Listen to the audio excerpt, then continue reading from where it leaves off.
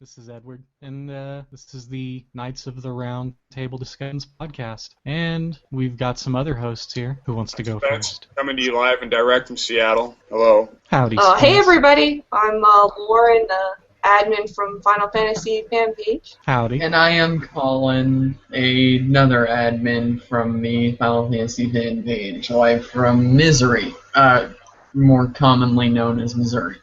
Wonderful. And I didn't say I'm in California. I'm in Oklahoma. We all have to make our states known.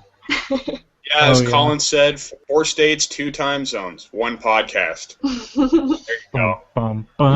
That's our big summer advertisement. Yeah. Now we just need a good narrator. Yep. Go ahead, Colin. You got it way better In than I a do. world where 4 people from 4 states and 2 time zones start 1 podcast, everything goes to hell.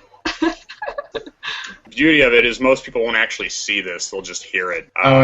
Which is awesome. I don't really care either way. This is one day we'll do behind the scenes and release a DVD, and we'll put all the videos as like special features, uncut, director's edition kind of thing. One of these days we should just do it live. So what you're saying is I can't pick my nose anymore? Is that what you're saying?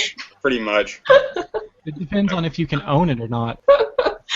Oh, gross. I'd like to do a live podcast, like through Twitch or something, on like episode 10. Yeah, that would be awesome. cool. That would actually be really cool. I've worked with Twitch a fair amount of times, and it's not too difficult to work with. Right. Someone else would have to run it, though. Like, I would be running the Google Plus stuff on this side, so someone else with better internet than I would have to run the Twitch side of things, like stream it from your feed. Yeah, I could probably run my. It's called XSplit Broadcaster, and it works best with Twitch.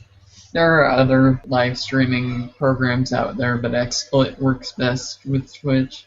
Squall! What's up? How you doing, Chief? Pretty good. How you doing? I'm good, man. I like the hair. Thanks. You're like the 5th person to tell me that today. Hey, it's dapper. You got a job interview going on? What's the deal? It's too long to do anything better with it. That's a good answer. I like that. I mean, I should have done that with mine. I just jumped out of the shower. I just got back home from work, so. Oh yeah? That's awesome, man. What do you do? I work for Coca-Cola as a merchandiser. That's awesome. That is awesome. Coca-Cola has ruined my teeth and my blood sugar, so thank you for your deliciously evil corporation.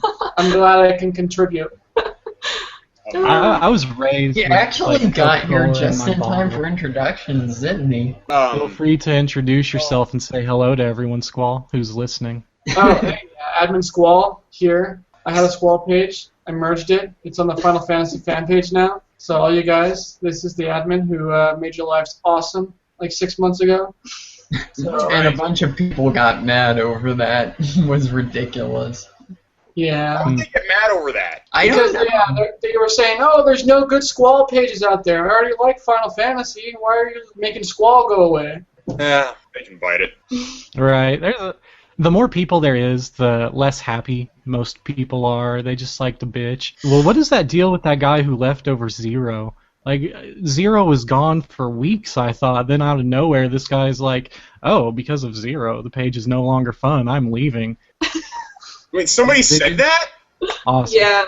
I didn't see that. That's messed up. We were like, okay, so what exactly did Zero do that makes you think he messed up the page? And he never replied, so Squall banned him.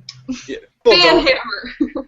Yeah, well, the thing is, a lot of people like that, I mean, they don't really, respond well when you call them out if they respond at all. It's like they say, how to start an argument on the internet. Express an opinion and wait. Indeed. Oh, everyone's guilty of it, though, man. You get pulled into things, and before you know it, you're arguing, and you never mean to. When it's all said and done, you're like, geez, why did I do that? That was stupid. Well, yeah, Lauren's seen some of my more, politicized posts on Facebook, and I get some pretty polarized opinions, because I have some friends that are really far in one direction and really far in the other. Lauren's very, very, moderate. She's trying to keep everything nice and polite and innocent, and some people are like, no, guns! And everybody's like, no guns! And Lauren's kind of with me. He's like, let's just be civil about this. And some people are like, no civility, guns. Some people are like, no civility, no guns, prison. And I'm sorry, I didn't need to do that. No, it's okay. That It's was definitely actually gonna stay very in. entertaining. But yeah, that's how some of my posts end up going usually, because I post about stuff that usually riles someone up on one end of the spectrum or another. But I don't know, it's kind of like Winston Churchill said. He says, if you have enemies, that's a good thing. It means you stood for something. That's true. And I kind of think that's true. Someone's always I don't going to think disagree with you. Yeah, that's life. Yeah. You surround yourself with people that just think the same way as you do. That's not life. That's a bubble. Facebook is creating bubbles for everyone. I know. It It's always going to like more often, it's going to show up more often. And all the stuff you don't like doesn't show up. Yeah, I had a professor who called Facebook the heart of narcissism, which I think is hilarious. He's from India, too. He's awesome. And I probably shouldn't do this impression since this is going to go live, but I'm going to do it anyway. He goes, you know what? I can never remember students' names. And I said, well, Mr. Kumar, can you remember mine? He goes, well, yes, of course I can. I said, what is it? He goes, it's Spencer Bennington. And I said, how do you remember that? And he goes, your name's British. I'm from India. Of course I know British names. The British used to rule India, so he never forgot my name. Nice. But I took it as a compliment. But Facebook operates. I completely forgot people like Justin Bieber, and I completely forgot like YOLO. There's a big group of people that actually use the word. I thought people made fun of it because that's how my newsfeed goes. It's all making fun of Justin Bieber. It's all making fun of YOLO. And then I saw some Justin Bieber sites with millions of fans. I'm like, holy crap, that many people like Justin Bieber? Well, you know, that's just a sign that we're getting older, and that's okay. I mean, it's life. You know, that's the way it goes. Let's see, how can I tie that into something that has to do with Final Fantasy, given that I just went on a huge rant that's probably going to piss off half the people that hear it? Oh no. Well, actually, that's perfect, because look at the way people respond to half of the posts about the games. I like 13. I don't like 13. Or, you post too much Final Fantasy VII. You don't post enough Final Fantasy VII. Yeah, Final Fantasy VII and Final Fantasy 13 are like the big split topics on the page. It's like, the North and the South. Yeah, it is like that. I mean... Free slaves! No, don't free slave. Oh, great. That's going to go in there now. Oh, no. No, you know what? It's cool. No, someone's going to edit they're going to take a clip of it where I say, no, don't free slaves, and they're going to be like, he's a racist. Oh, you know what? He's You know what, honestly? Direct quote. Anybody who can't listen to this and take it with a grain of salt really shouldn't listen to it. I mean, we're adults. It's not a page for little children. I mean, you want to make it somewhat safe. You don't want guys posting all sorts of, fucked up stuff on there. But, I mean, yeah, if you can't listen to this and take it with a grain of salt, then you shouldn't really listen. I mean, it's just like people needing something to be upset over. We are so going to get in trouble for this podcast, Oh. The people who are interested will stick around, and the people who need something to be upset about won't. But even that's the thing. People who need something to be upset about, if it wasn't this, it would be something else anyway. It doesn't matter. Indeed. That's true. Most people on the page are cool, and I've exposed some of my friends to it, and they definitely have enjoyed it. So I think that's pretty neat. I mean, most people on there are awesome. I've hardly encountered people that are bad-willed or well, you guys are admins, so I see that you guys have a different perspective on it than I do. But most of the time, most comments I see are pretty cool. I mean, yeah, they are. And I got, I was pretty flattered when Lauren shared my Sabin cosplay, and that was a pretty awesome cosplay. I won't lie. Well, thank you. I'm glad you liked it. Which brings me back to my hair. I need to cut it because I haven't had a haircut since before I did that. But, most people comment on it. It's cool, and I think most people on the page are cool, and I think this podcast is probably gaining more attention. It's a slow thing in the beginning, but I noticed people are asking questions, and they want to talk about what we're talking about, and I think it's pretty cool that they don't see me and Ed as, like, these people that have lashed ourselves on to Lauren and Colin and Squall, because, we're not admins, we don't run anything, we're just right. By definition, we're parasites. Yeah. Oh, jeez. I just wish that on the page people would, talk more. It's so much like you express an opinion, and then you go away, and you never go back to that opinion, so there's no conversation. I almost wish there was, a chat room. You do have to remember kind of who a lot of us are. I mean, we're kind of introverts at heart, and so it's like whack-a-mole. You know, we'll come out of the hole, and then we'll just recede back once the statement's been made.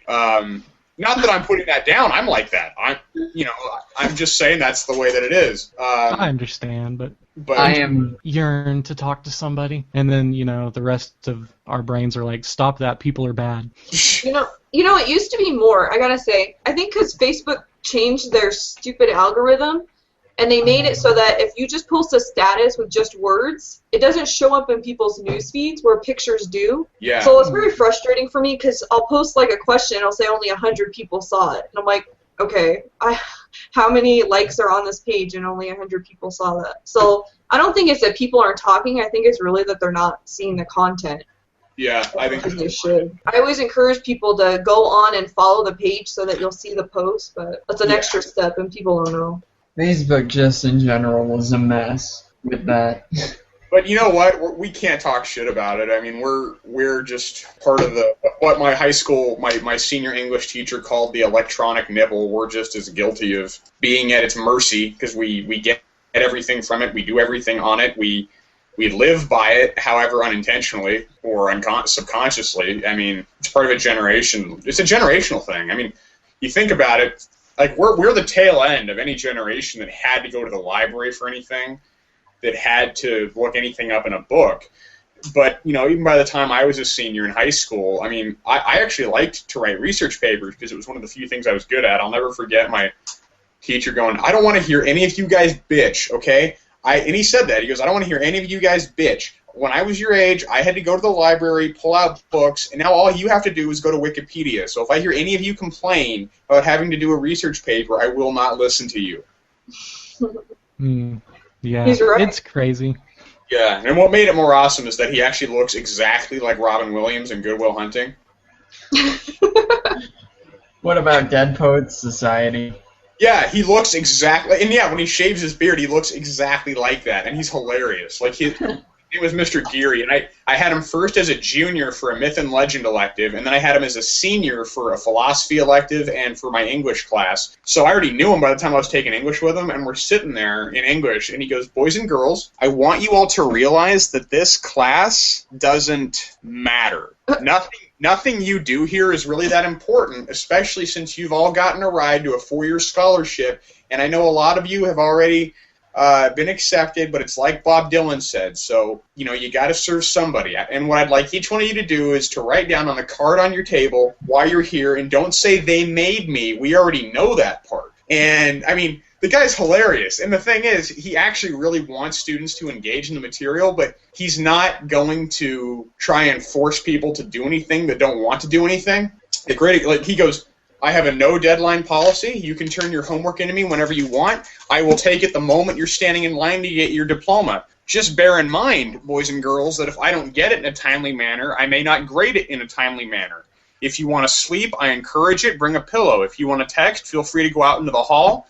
But if you go out into the hall, what happens to you out there is none of my concern, so the peril is really on you." And I asked him, I said, "Mr. Geary," and I kind of knew what answer he was going to give, or similar, and I said, "Why do you do that? Why do you teach like that?" He goes, "I like to operate under the assumption that it's interesting to see what people will do when they don't have to do anything." Come the end of our school year, it was like me and 3 other people in the English class that had actually done all the work. Not that I was an amazing student, I liked English, so I had done everything. And he looks around, he goes, "All of you look terrified. Didn't I tell you this would happen?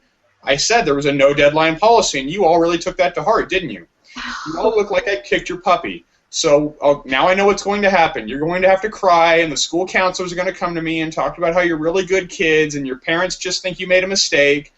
But you know what? As I said before, there's a graduation ceremony in August. You just need to postpone Grandma's plane ticket from Iowa. However, maybe we can work something out. If you feel you have work missing, come see me." And this wall of just 30 kids runs to his desk. But the guy was an awesome teacher, really dedicated to the material, and if you were engaged in the material and you actually wanted to learn it, or even if you struggled with it, but you really wanted to put forth your best effort, he worked with you. He wanted to stay after hours till 6 o'clock at night working with students, making sure they got what they needed. So he was a really cool teacher. He just for those students that clearly weren't going to do anything, he wasn't going to work that much harder because they weren't little kids. You know, they weren't kids in grade school anymore. They were people that were supposed to be getting ready to go to college. Yeah, I was just going to say that's the perfect way to treat somebody who's like a junior or a senior, because that's the age where you're going to have to start making decisions on your own anyway. Right. That's how college is. So. Yeah. I still keep in touch with him, by the way. The guy's awesome. I adore this guy. That's cool. Yeah. I do have something that's Final Fantasy related, and I do want to get your guys' take on it. Have any of you ever written a paper in school, college, or otherwise that had to do with Final Fantasy? I haven't. Not directly. What does that mean? Like, Clarify. okay, there was a essay that I had to take while I was in school, or a pull-out test, and at the end of the test we had to write an essay. It was a placement test, you know, for the district, and the subject was actually talking about Nintendo. As a company, and I don't specifically remember what the prompt was, but I did gloss over Final Fantasy briefly, particularly the first couple and the ones on the SNES. Okay, so you kind of did. Kind of, like I said, indirectly. Well, I never wrote one about Final Fantasy, but I wrote one about Lunar in my freshman year. Awesome. English class. Oh yeah, but that was right before I wrote a short story about a meth-addled one-legged prostitute. So that was an A+ paper. What? Nice. What was the Crystal. paper about? Now, I know that any normal person would ask you, hey, what about the one-legged prostitute paper? Let's elaborate. But I want to ask you about the Lunar paper, because that's the kind of guy I am. I think the kind of people we are here. We're nerds. So, what did the Lunar paper pertain to, really? Like, what did you deal with in it? Well, it was mostly talking about how beautiful storytelling can be very timeless. Lunar was a game that came out on the Sega CD, but then it was re-released several times, and it's still getting re-released. And the story doesn't really change overall too much because it was just a beautiful story. But I'm a sucker for romance, so I'm all like, oh, Luna and Alex, those crazy people. I don't know. That's really all it was, good storytelling. Don't ask me things from my freshman year in high school. I slept through most of it. That's cool that you wrote something, though, like that. I thought I was the only person that played video games when I was in high school. At least I was the only girl, so I wouldn't even think to write a paper about video games. Or Final Yeah, Fantasy. that's why I did it. My teacher had no idea what was going on, so I could have said anything. I could have plagiarized the story line for line, and she would have been like, wow, this is really well written. Yeah, when I was a junior in high school, it was the fall of 2005, and into the winter of 06, because I ended up having to refine it a little. But my argumentative paper that I had to do, I picked a theme, and the theme was spirituality in video games. And my teacher goes, what? And I said, yeah, spirituality in video games. And she goes, okay. You know, not like she wouldn't let me do it. She just had never thought of it. And I said, yeah, okay, so I'll do that. And basically, I looked at the different kinds of symbolism that were in the games. I looked at, like, and my primary examples were Final Fantasy VII and Chrono Trigger. And I referenced some of the other Final Fantasy games as well, but it was primarily those two. And I looked at, like, you know, Sephiroth, right? The 10 Sephiroth on the Kabbalistic Jewish tree of life. I looked at the death of Eris as an emotional trigger for players. And I could elaborate on that a whole lot further, but as pertaining to this paper, I kind of had to confine it a little bit. But and I looked at the summons, how they're taken from different religions and different cultures and different traditions. Ifrit, for example, is mentioned in the Quran. There is biblical references. I should say there are biblical references to some of the summons and even some of the themes. Look at Lavos in Chrono Trigger. He crashes into the earth and he poisons the waters and all this other stuff. It's like wormwood in the Book of Revelation. So I took all of that and I wrote a paper about it. And it's something I had always wanted to write about. It is something I had always been interested in. So I wanted to write about it, and I did. I liked it. That's cool. I like that. it would be pretty awesome if you could read that into a camera and then put it on the internet so people could watch you read that essay, that paper. I would probably refine it a little bit now, because looking back on it, I mean, I'm proud of it, but it wasn't the best writing I ever did. You know, I was only 16 when I started writing it and 17 when I finished it. But yeah, you know, I would definitely revisit it. I was proud of it, and I thought it was really cool. I mean, but there really is tons of that symbolism there. I mean, you look at, like, Eris in 7, I mean... Or how about Chrono, even, in Chrono Trigger? There's a theory there that he is kind of symbolic as a Jesus figure, which... Yeah, I've heard it. And some people think that's weird, but I mean, if you look at it from a literary perspective, people are saying, the thing is, when people hear this, they compare a certain literary figure, or in this case, a video game figure, to Jesus. It's not, they're comparing them to Jesus, they're saying it's a Christ figure. Chrono does actually have that. I mean, if you look at the way that he is, I mean, you never see his father, he only has his mother. His specific magic type is lightning. In the Japanese, it's referred to as heaven. Whenever he casts a spell, he has his arms out like this, like almost like a crucifix. When he initially dies at the hands of Lavos, and you know what? That can't be a spoiler. The game's been out for 19 years, okay? You'd be surprised. No, it's a spoiler. I mean, it's not a spoiler.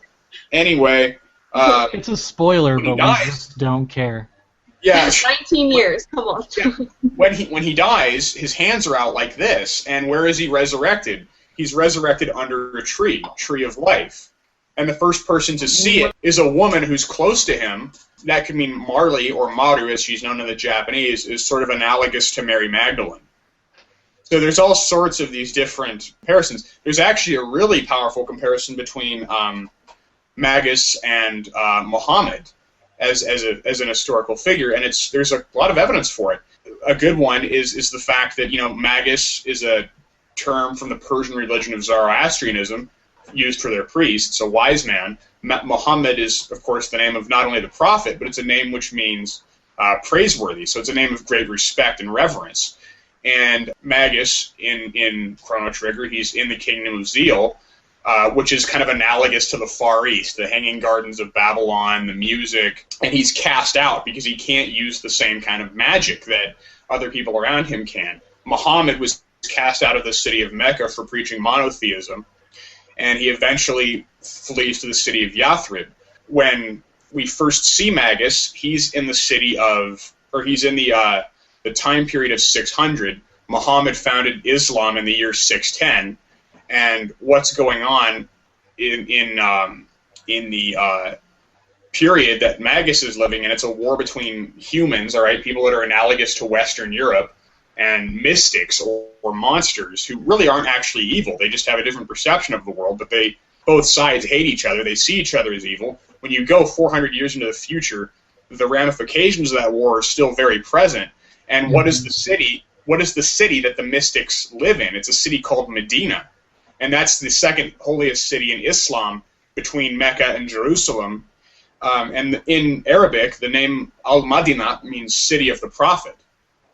And in the center of Medina, what are they doing? They're running around a statue of Magus, which some people have looked at and said that's a symbolic allegory to the Kaaba. Not saying that Muslims run around a statue of Muhammad. They don't. They completely forbid idolatry. But, you know, you could see how, as a cultural ideal, it was kind of imported into the story. And then, of course, there's the aspect of it where when Magus goes back to the Kingdom of Zeal, what's his title that he's referred to as? He's simply referred to as the prophet because he's in disguise. Likewise, for Muslims, Muhammad isn't always referred to by name. He's just simply referred to as the prophet because in Islam, Muhammad is the final and most important of God's messengers after the likes of Noah and David and Moses and Jesus. So there's all these different aspects of symbolism that play into it. And I don't think people did it with a Bible in one hand and a Quran in the other. I think they probably just knew some of the broad historical flourishings of these stories, and they decided to add it into these games to draw draw people in, because they're things that play on people's most profound perceptions of things. They really tug at the heart. So I think they did deliberately bring them in a broader sense. But I don't think it was to proselytize a religious message. Gotcha. You think it was a sort of subliminal message? People who it's such a wide scope out there of people who believe things. So they make this game, and they make small references to certain things that a broad scope of people would know a little about, and then that gets into their mind, and then they play further and talk about it more, just because, well, it had a little something to do with something I knew. I think they did some marketing like that. A little bit. I believe everything's marketing. Well, I do, but subliminal, not subliminal in a malevolent context, or the idea that it's trying to minister a certain belief to people. But I do believe they're putting things in there that again, would draw people in, and would, particularly for those that are interested in those subjects, things like mythology, history, folklore, religion, philosophy, things that they would be able to pick out and then delve into the story more. Final Fantasy VII is full of those. I mean, the name Bugenhagen, right? Red 13's grandfather is the name of a philosopher. Heidegger, one of the operatives of Shinra, is the name of a philosopher. There's all sorts of things. Look at the way Eris dies. She dies when she's praying and she's holding the materia holy, and she's kind of this pure, innocent figure. I mean, she kind of represents not only the Christ figure, but almost like the Virgin Mary. Whereas the other form of femininity in Final Fantasy VII is Tifa, and Tifa, the name, comes from Tiferet, the Hebrew, which in Jewish Kabbalism refers to the aspect of God that represents romantic or erotic love. And look at their appearances. You know, one is very buxom and has big eyes and very curvy, and the other is very modest in dress and very almost maternal in her behaviors. So you see this juxtaposition between the two. Again, I don't think it was done as a tool of ministry or anything, but I think it was done in a cultural sense to sort of pull on people's heartstrings, because it does that. Even if you don't believe in it or don't subscribe to it in the same way that someone might who's particularly religious, it's compelling. And if you're somebody that's interested in those subjects, like I was growing up and like my dad is, you know, it's stuff that you pick out. So I think that it is there deliberately, but I don't think it's got any agenda behind it necessarily. Gotcha. That makes sense. What do you guys think, Lauren and Colin? I mean, I don't want to be the only one who talks about it. I'm sure some of it is done intentionally, but I'm not actually sure they entirely realize it until it actually starts to take formation. Because, I mean, I've noticed in some games there's a pattern that exists, but they don't always place a lot of emphasis until... what's a good example? I had something from Final Fantasy X I was going to bring up, and now I forgot it. If you remember it, come back to it. What do you think, Lauren? I mean, I've talked to you a little bit about it over Facebook. I mean, what do you think? Yeah, I never thought that it was like a propaganda type of thing, but then watching a little bit of my husband play Lightning Returns, I mean, it's like, I don't know, it's different. It's different than, like, in Final Fantasy X, obviously religion was a big part of it, and 7 was very spiritual. I wouldn't say necessarily religious, but very spiritual, and especially Advent Children. I mean, yeah. the whole point, or the whole subplot of the water healing, you know, Eris being the Jesus figure, and then her water, you know, and she's still around, she's still there, even though she's obviously dead. You know what I mean? It's very spiritual. Right. And they did it on purpose. But I never really felt like it was almost, I don't know, what did you call it, Ed? Brainwashing? Subliminal messaging, it's marketing, propaganda. Yeah. Like I feel like they didn't really do that. Maybe in 10 a little bit, but I feel like Lightning Returns definitely. Well, I think everything is marketing. I literally think that everything that is brought to you by anybody who makes money off of it has put some sort of propaganda thought into this creation. Like, I imagine everything that gets made, every game, every movie, everything, there's a think tank of people, and they're like, how can we put this little tidbit in there to stimulate that sensor in your mind that makes you think of a certain thing. Like in the Disney movies with all the sex references, you don't see those, you don't notice those, but that stimulates part of your brain and raises you up to be horny fucking devil. But at the time, you just want to watch it again and again because your brain is stimulated by it, and you don't even realize it. So I felt that is what most games do with religious and spiritual overtones, because that's something universal.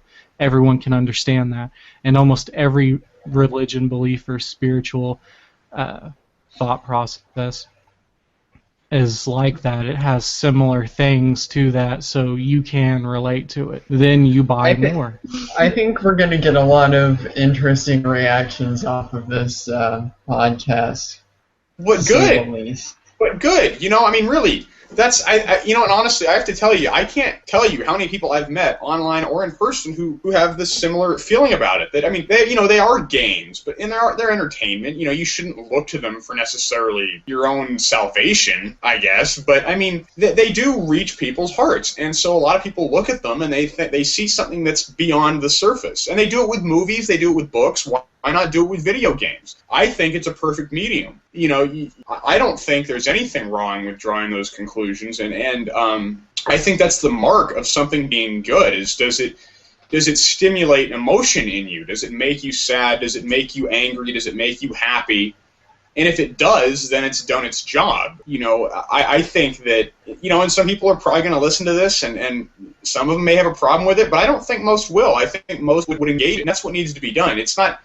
You know, we're not saying anything that's taboo or offensive, really. I mean, it's just being looked at through different lenses. I mean, look at Joseph Campbell, right? I mean, the guy who wrote the book, A Hero with a Thousand Faces. He said every story, everything you have, everything from Beowulf and Hercules to the biblical narratives to the Quranic narratives to Superman, everything is the hero's journey. And it all follows this archetype. And he got that from the German psychologist, I think he was German, it was Carl Jung, who said that everything in the mind is derived from collective subconscious ideas. One thing is like the flood. You know, every culture almost has flood myths. You have over 250 different flood stories around the world, and they all follow the same basic blueprint. And so it suggests to a lot of historians not only that there is probably some basis in reality for it, but that even if whether there is or not, it's clearly part of the human element. And so that's what Campbell was building off of. And he's saying that's what these stories are telling us. Even if we don't look at them in a literal way, or even if they're purely meant for entertainment, they still pull on the heartstrings and of the people that watch them or play them, or they stimulate the minds of people who partake in them because they're meant to do that. That's different. That's different than brainwashing, though, isn't it? Because that's more like appealing to people, like, oh, you're gonna like it because in the past people have liked this type of thing. We're going to include that in there, and that's different. That's you want people to like it, so they buy it, and then they buy more games. But it's different than brainwashing people for a certain, like, ulterior motive. It is different, but it's not innocent. It is subtle manipulation. It is mass manipulation on people. Well, like, but on people in general. Well, but is it though? Because I mean, I could see how you might come to that conclusion. I do, but and I think there is some truth to what you're saying. On the one hand, if you want people to really connect with your message, and you have a message in this game or in this book or in this anime or manga or movie or TV show or whatever it is, wouldn't you then want to connect it to these archetypal things that people all on some level identify with or recognize, not in a monetary context, not in a brainwashing one of us context, but in a context of it does stir the emotions of people because that's what you want it to do. You want it to reach people's hearts. And I guess it's harder for me to quantify because I don't look at it in a monetary sense. I mean, I think you could argue that some of that's there, and I think some of it definitely is. But I think when they're putting in things like Eris died. Like there was actually a reason, by the way, Eris died in 7 and not any other character. Did you know that? Yeah, actually, because death struck very close to home around the time of the development of 7 in particular. Right, and part of it was while Sakaguchi was making 6, his mother had died, and he felt really grieved by that, and he felt that he needed to exercise that sort of pain in a certain way. And originally there was talk of having Barrett die, the guy who kind of goes down with the ship, he's the captain who sacrifices himself, but instead you have this character who's so pure and innocent and sweet, and she dies in prayer. And that was really jarring to a lot of people, because that's not the kind of character that conventionally dies, especially not in those ways, and especially not in Final Fantasy games. And he wanted to convey this beautiful maternal figure dying like this because that's how he felt. He felt pained and shattered, and he wanted to share that with the world. So to me, that's not a monetary thing. To me, that's very heartfelt, and it does reach people that way. That's what I'm kind of driving at. It's intentional, it's there, but it's not necessarily to make money, but it is to get people to identify with it. And in a way, it is to upset people insofar as to shock them. Because it's like, what? You mean to tell me Eris died? First of all, I haven't even halfway leveled her yet. Second of all, she's beautiful and sweet and innocent. Why not have some badass guy go down with the ship, you know? That's what we all expect. But then Eris dies. Right? It's like, who's going to heal me now? Right. And on the one hand, so to me, there is a deeper point behind them telling the narrative that way. That's what I'm getting at. And you know what? If anybody listens to this and is pissed off by it, eat it. I don't care. I'm not saying that to be mean, but I do not care. This is a podcast. We live in a free country. You don't own the internet. We're going to say what we want. I think America! I know you guys probably aren't familiar with this, but Silent Hill 2 very much plays in a way to connect to just about everyone, and it very much has this theme of dreams and subconscious and nightmares and the lines between reality, what's reality and what isn't, and the things that can haunt you, and also a narrative of redemption too. Right. And that very much connects to the audience. I mean, that's one of the reasons it's probably, arguably, the most well-loved and most well-known title of that entire series, because it works on this level that goes beyond just all the complexity that's already there. It runs so deep within the game that it's just hard to describe. I can understand what you're saying. Silent Hill 2 is a phenomenal and horrifying game, but it appeals to guilt. Everyone's guilty of something, and everyone is chased by their own guilt. Like, the thing that weighs you down and kills you the most in this world is your own guilt for the crap you've done to other people, whether inadvertently or intentionally in the past. Stimulates that part of your brain. Mm-hmm. There is one person, though, in Silent Hill 2, who does not see the monsters, and that is the child, Laura. She has no monsters, no demons that are coming back to haunt her. Everyone else does, but her. And that's kind of symbolic of, oh geez, I should stop here, or I'm gonna go this for hours on end if I keep going. You listen to my tirade, have yours. Indeed. Yeah, it's just there's so much symbolism within the game that it just really plays to the audience, and on a familiar level, like, this is, something something you can really connect with, but at the same time, it really draws out that, like you were saying, the fact that, everyone is guilty of something. It really draws that out, and, it hits hard there. Yeah, so, Indeed. I was going to say, is Laura the only child in the game? Yes, she is. Oh, well, that's She's why. the only child you see. It's symbolism of innocence, right? Yeah. That's cool. Oh, innocence. That's why I keep telling Edmund Lauren he needs to play that game. I have so many need to play games on my list, it's not even funny. I have a ton, and I just don't have the time as much as I did when I was younger. Like, I don't have the time anymore as much. I've gotten into this. It's funny because I still follow, like, Kotaku and IGN and stuff, and I still look at stuff about games, and I kind of wish I could go back to being as, like, obsessed with games as I was. But I just don't have the time. Like I said before, there's a lot of stuff out there that doesn't really grab me. But I just, you got to pick and choose what you want to do. Yep. If we're gonna get away from religion and spirituality, though, and I think Colin wanted to talk about the 14th birthday of Final Fantasy IX. Oh yeah, go ahead. Yeah, Final Fantasy IX just recently celebrated its 14th anniversary. Actually, it was released in Japan in mid July of 2000, and then later in the year in the U.S. and Europe. Like in the U.S., it was closer to holiday season. November 13th. And yeah, November 13th. Yeah, it came out right after my 12th birthday. It was That February 16th, 2001 in the UK. Yeah, UK got it much later. But yeah, that was when I was 8 at the time. Yeah, I was 10 because that was 2000, and it just kind of makes me feel old sometimes. You're old. I'm 25. Oh, don't talk about being old. I'm 20. I'll be 26 in November. But You know, to think that so much time has passed, and yet at least in my eyes, Final Fantasy IX still holds up as an amazing game. yeah, it was. To this day. Yeah, it was a great game.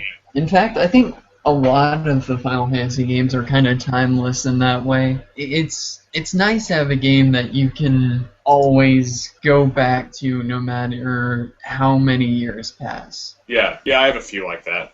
Speaking of, we did have some questions from people, I think, didn't we, Ed? And Yeah, we did. before we get on to that, do we all want to talk about our first experiences with Final Fantasy IX, how we perceived it, what it was to us, since Yeah, Colin sure. let us know how he feels about it? Sure. Oh my gosh.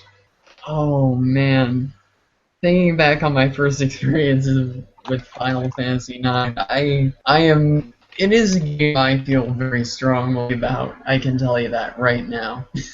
It was at a time when it was at a weird point for me because I was 9, 10 at the time when I started playing it. It came out when I was 9. The thing is, when I was 8, my parents divorced, and I was going through a really weird period of my life during that point, because there were things I wasn't sure about, lots of insecurities, and part of the reason I grew so attached to Final Fantasy IX is because it came along at that point. And, oh, hold on. You guys go ahead and talk. I have something I have to do. For me, Final Fantasy IX came out at a point where I was obsessed with internet role-playing, so an actual PlayStation role-playing game didn't hold up too well to the imagination. It sat in my backlog for about a year before I finally lost the internet and had to play those games, and then I put about 86 hours into it. I was level 90 before I even tried to beat the last boss. Just looking back, it's incredibly patient. I had friends that were like, well, I was only 35 and 40. What have you been doing? I don't know. But yeah, it was great. I loved it, going back to the medieval fantasy feel, and Vivi's just awesome. But that's my opinion. What about you guys? Sorry about that. My new Game Informer just came in. That is awesome. I have a GameStop membership, so I get Game Informer. It's a good magazine. You know, I don't have one, but my landlord does, so I get Game Informer. I used to have a subscription, Electronic Gaming Monthly, and I had it for like 9 years. I started in September of 1999, and I still have the very first issue I ever got. Wow, that's cool. Yeah, and I remember seeing like all the early Japanese screenshots of Chrono Cross and like Final Fantasy IX. And, That's cool. I love it. yeah, I still go back and look at them. I'm like, oh, better days. Oh yeah. Sort of. I reread mine all the time. I've got crates of them. I have some Nintendo Powers going back to '92. Oh, dude, they're you just want to talk old Nintendo Powers? I've got a bunch of them. Oh man, As far my as friend Ryan has a huge collection of them. Like, it just piled up in his room. Wow. It's unbelievable. As far as 9 goes, I got it for Christmas in 2000, so I had just turned 12 a month before, and I loved it. I didn't actually end up beating it, but it was the last game in the main series that I really remember like being fascinated with. Because I had a hard time getting into 10, and I liked 11, but that was a whole different ball game, obviously, because it was online. I didn't play 12 because I had heard too many divergent opinions to want to go spend $60 on it, and at the time, I hadn't really liked the way that Final Fantasy had gone by the time 12 came out, that I was kind of suspicious of it. Like, my buddy kept saying, "Oh, dude, you gotta buy 12, you'll play it." I'm like, "Dude, I don't think I'm gonna like it." And he goes, "Well, buy it." I'm like, "Dude, I'm not spending $60, just give me yours for a week." And he's like, "No, man, go buy it." I'm like, "No, give me yours for a week." So I didn't play that. I didn't play 12. I didn't play 13 for kind of the same reason. Of course, by the time 13 came out, I was working full-time, so I didn't even have a lot of time to dedicate to it. But, yeah, 9 was the last one in the main series that I played and really enjoyed, and so it definitely has a spot, especially seeing it go back to the more medieval fantasy element. It was a great game, and I think it still does hold up really, really well. I think a lot of those games, especially from like that window of like 98 to like 97 to 04, that was like, to me, those are like a twilight moment. I stopped following games really consistently when I was probably 16 or 17. I mean, I would still follow things from time to time, and I still do, but consistently, everything from this certain franchise or this certain company, I followed really, really regularly until I was probably about 17, and then I started to kind of taper off a little bit, and 9 was one of the last vestiges of that kind of. Before adulthood started to kick in, the things just weren't. It was that sweet period everyone always talked about, like when I was a kid, or right before life started to wear me down. Well, you know what's funny is the highest GPA I ever got was a 3.2. Hopefully that'll change soon. The highest GPA I ever got as a kid was a 3.2. It was when I was in 7th grade, and my dad promised me if I could get a B+ in every class or higher, he'd get me a PS2, and he did. I did, so he did. And I got Metal Gear Solid 2 and Final Fantasy X. I played 10, and, it was all right. I couldn't get into it as much, but I spent that whole summer, the summer of 2002, mainly devoted to 2 games, Metal Gear Solid 2 and Warcraft 3, like the last Warcraft RTS. Oh, my gosh. And that was just, dude, that summer was magic. And it's hard for me to think that was 12 years ago now. And it was right when Vanilla Coke came out, which I forgot that existed. So I remember that. I used to drink that. Yeah, so for me, that summer was defined by Metal Gear Solid 2, but to a certain extent by Final Fantasy X, but mainly Metal Gear Solid 2, Warcraft 3, drinking Vanilla Coke, and reading a lot of online webcomics. That was 2002. Like, that was one of the best summers I ever had, ever.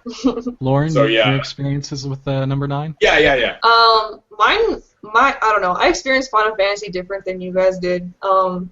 I didn't even know about the series, and then I was like 13 years old when my dad bought me my first Final Fantasy game, which was Final Fantasy VII, because he knew it got really good reviews. And so I was like behind in playing all of the games, so I remember playing 7 and then noticing, there's these other games that are already out, like 8's already out, and 9 came out pretty soon after that.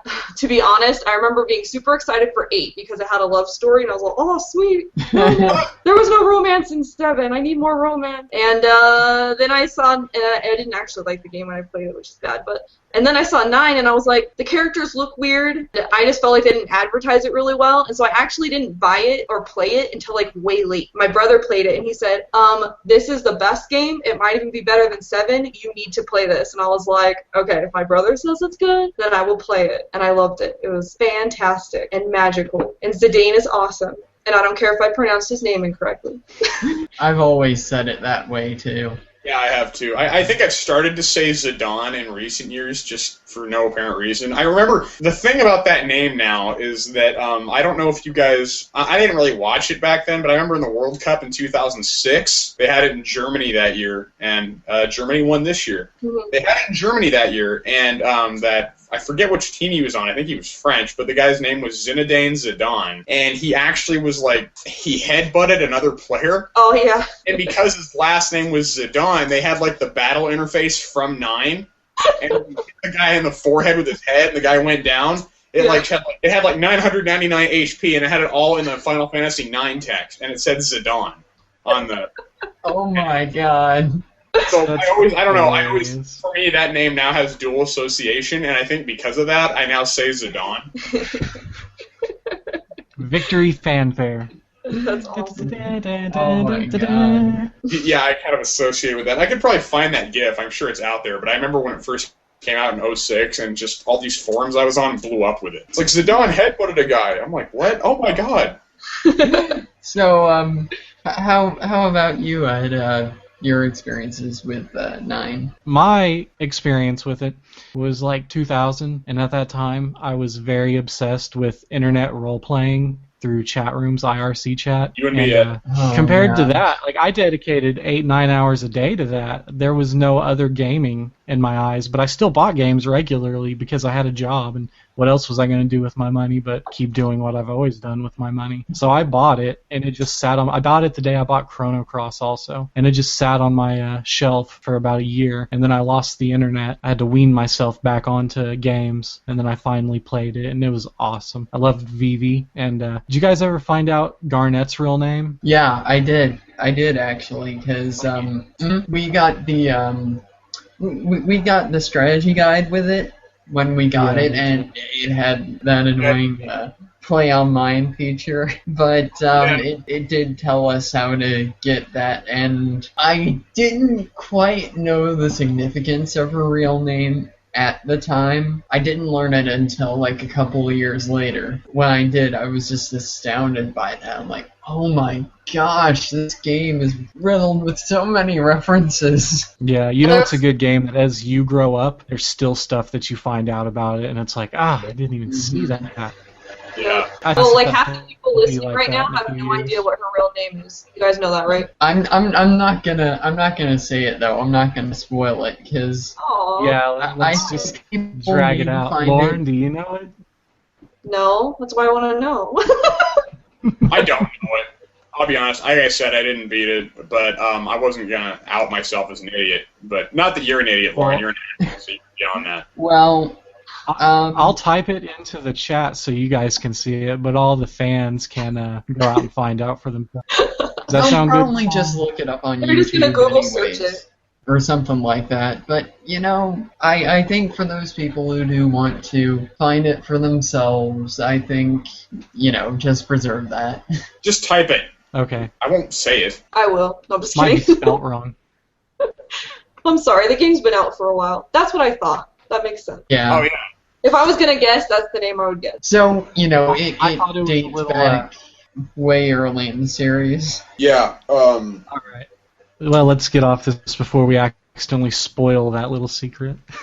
Do you want to finish talking about your experience with it, Colin? Oh yeah, that's right. I was in the middle of saying it came at a very weird time for me. Like I said, I was, I had just gone. My parents had gotten divorced like a year before, and I was adjusting to having a stepmom and eventually stepdad too. And Final Fantasy IX just became this amazing, wonderful comfort zone of an adventure for me. Like, I connected to it so much. I really related to Vivi most of all. I still do. Yeah. And Final Fantasy IX just became something that no matter what happened, it was always something to remind me of, good times I had with it, and it was always very much a comfort zone to me and still is to this day. Yeah, I'm that way with Chrono Trigger and Final Fantasy VII and 6 too. Don't get me started on those ones any further than I already have been. But yeah, I think that's definitely true. I mean, they're definitely it's nostalgia, but it goes beyond that because it almost becomes a part of you, which I think is cool. I really do. I think if you can identify with something in that way, and it really is kind of like something that you really connect with like that, that's really awesome. Because I think that's I think that speaks to a great aspect of your character, that you have this, this ability to empathize with scenarios and with themes and with people. I think that's a great thing. But yeah, it's a great game, and like I said, even though I haven't beat it, I know I'm a heretic. It was the last one in the main series that I really got into, and I still have my copy from the day I got it on Christmas morning of 2000. It's still in pretty good condition. Oh, it's quite a game. I did get pretty into Final Fantasy X, but that's another story for another day. Yeah. Indeed.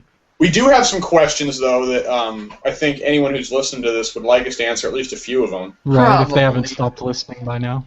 Well, I don't know if they have. It's been a couple hours, but I think our last one went to like 3. But That's true. Not by half. I thought it did. Either So, way. No, not at all. We've been doing this for just over an hour, like from recording Oh, time. wait, yeah, 'cause we spent yeah. all that time jabbering. Because we didn't start And the recording last until one- about that's 30 right, minutes in. I'm sorry. One guy asked. Oh yeah, okay, so it is here. A guy named Drew DSY. I don't know how you pronounce that. He asked a question for all of us, and he asked if any of us had ever met someone from Square Enix through eye contact, like in person, or had a question answered. So yeah, have any of us met anyone from Square Enix? You guys want to go first? I have not.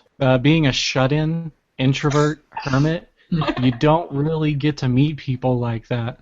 Especially in Oklahoma. There's no like big video game subculture in Oklahoma. Like we got country music, and that's what we got. Well, there is an event called Tokyo and Tulsa that my friends go to a lot, and actually that kind of connects to this question. I never have met anyone from Square Enix, but the closest I've gotten is I still need to go to this convention, and I will one of these days, once I've saved up enough money and have the free time. But during the summer, in fact, it recently happened, if I'm not mistaken, there's something called Tokyo and Tulsa. And we already talked about how close Missouri and Oklahoma are, so, It was Tuesday, actually. It was Tuesday? Okay, so, I thought it happened just this week. I guess I was right. But yeah, my friends will go to that, and not this year, but the year before, my friend Sarah, she went to it. A few of my friends went to it, and she made sure to get an autograph of pretty much my idol, Nobuo Uematsu, for me. Oh, there you go. That's a big one. Yeah, That's awesome. that's the closest I've gotten. But honestly, if there was anyone from any Final Fantasy, any of the teams, in any of that, that is the one person I would want to meet and talk to a lot, because the music, especially with 9 and with 8, 10, all the music has always stuck with me. It's kind of made me the music nerd I am today. He is, in a weird way, defined part of who I am as a person. I know I talked about this last time, but reiterating that, important part of my life. Yeah, I listen to the music constantly. I know people that don't even play the games that much, but they love the music. That's true. What about you, Lauren? Have you ever met anybody from Square Enix? I've never met anybody, but I did go to Distant Worlds in LA a few years ago, and so I got to see. Okay, I'm gonna mess up the names. Ready for me to mess up the names? I got to see Nobuo Uematsu and Hironobu Sakaguchi was there. That's actually right. You pronounced them right. But Sakaguchi was at yours, huh? Because the one I went to, Sakaguchi wasn't there, and Uematsu was. Yeah, it was like one of his first visit to like a U.S. concert or whatever. Yeah. And so, the hype was. Everybody was freaking out. It was super cool. That's awesome. I bet he was shocked at how much food got consumed there. We've talked about it. People in Japan are actually very surprised at how much Americans can eat in one sitting. We eat to celebrate events. Like, if something big is coming up, there's a dinner associated with it. I don't know if that's even proper, because why would you want to go to an event and then be full the whole time? It's just what we do. I can imagine people are like, oh, there's this big concert. Let's go enjoy it. And us, we're like, oh, there's this big concert. Let's get candy and take some food in. Get your purse, honey, because we're going to sneak in a bottle of liquor, too. Woo! It's just become a part of American culture, I guess. Yeah. I think it was different when I don't know. At the Distant Worlds concert I went to, there wasn't any food.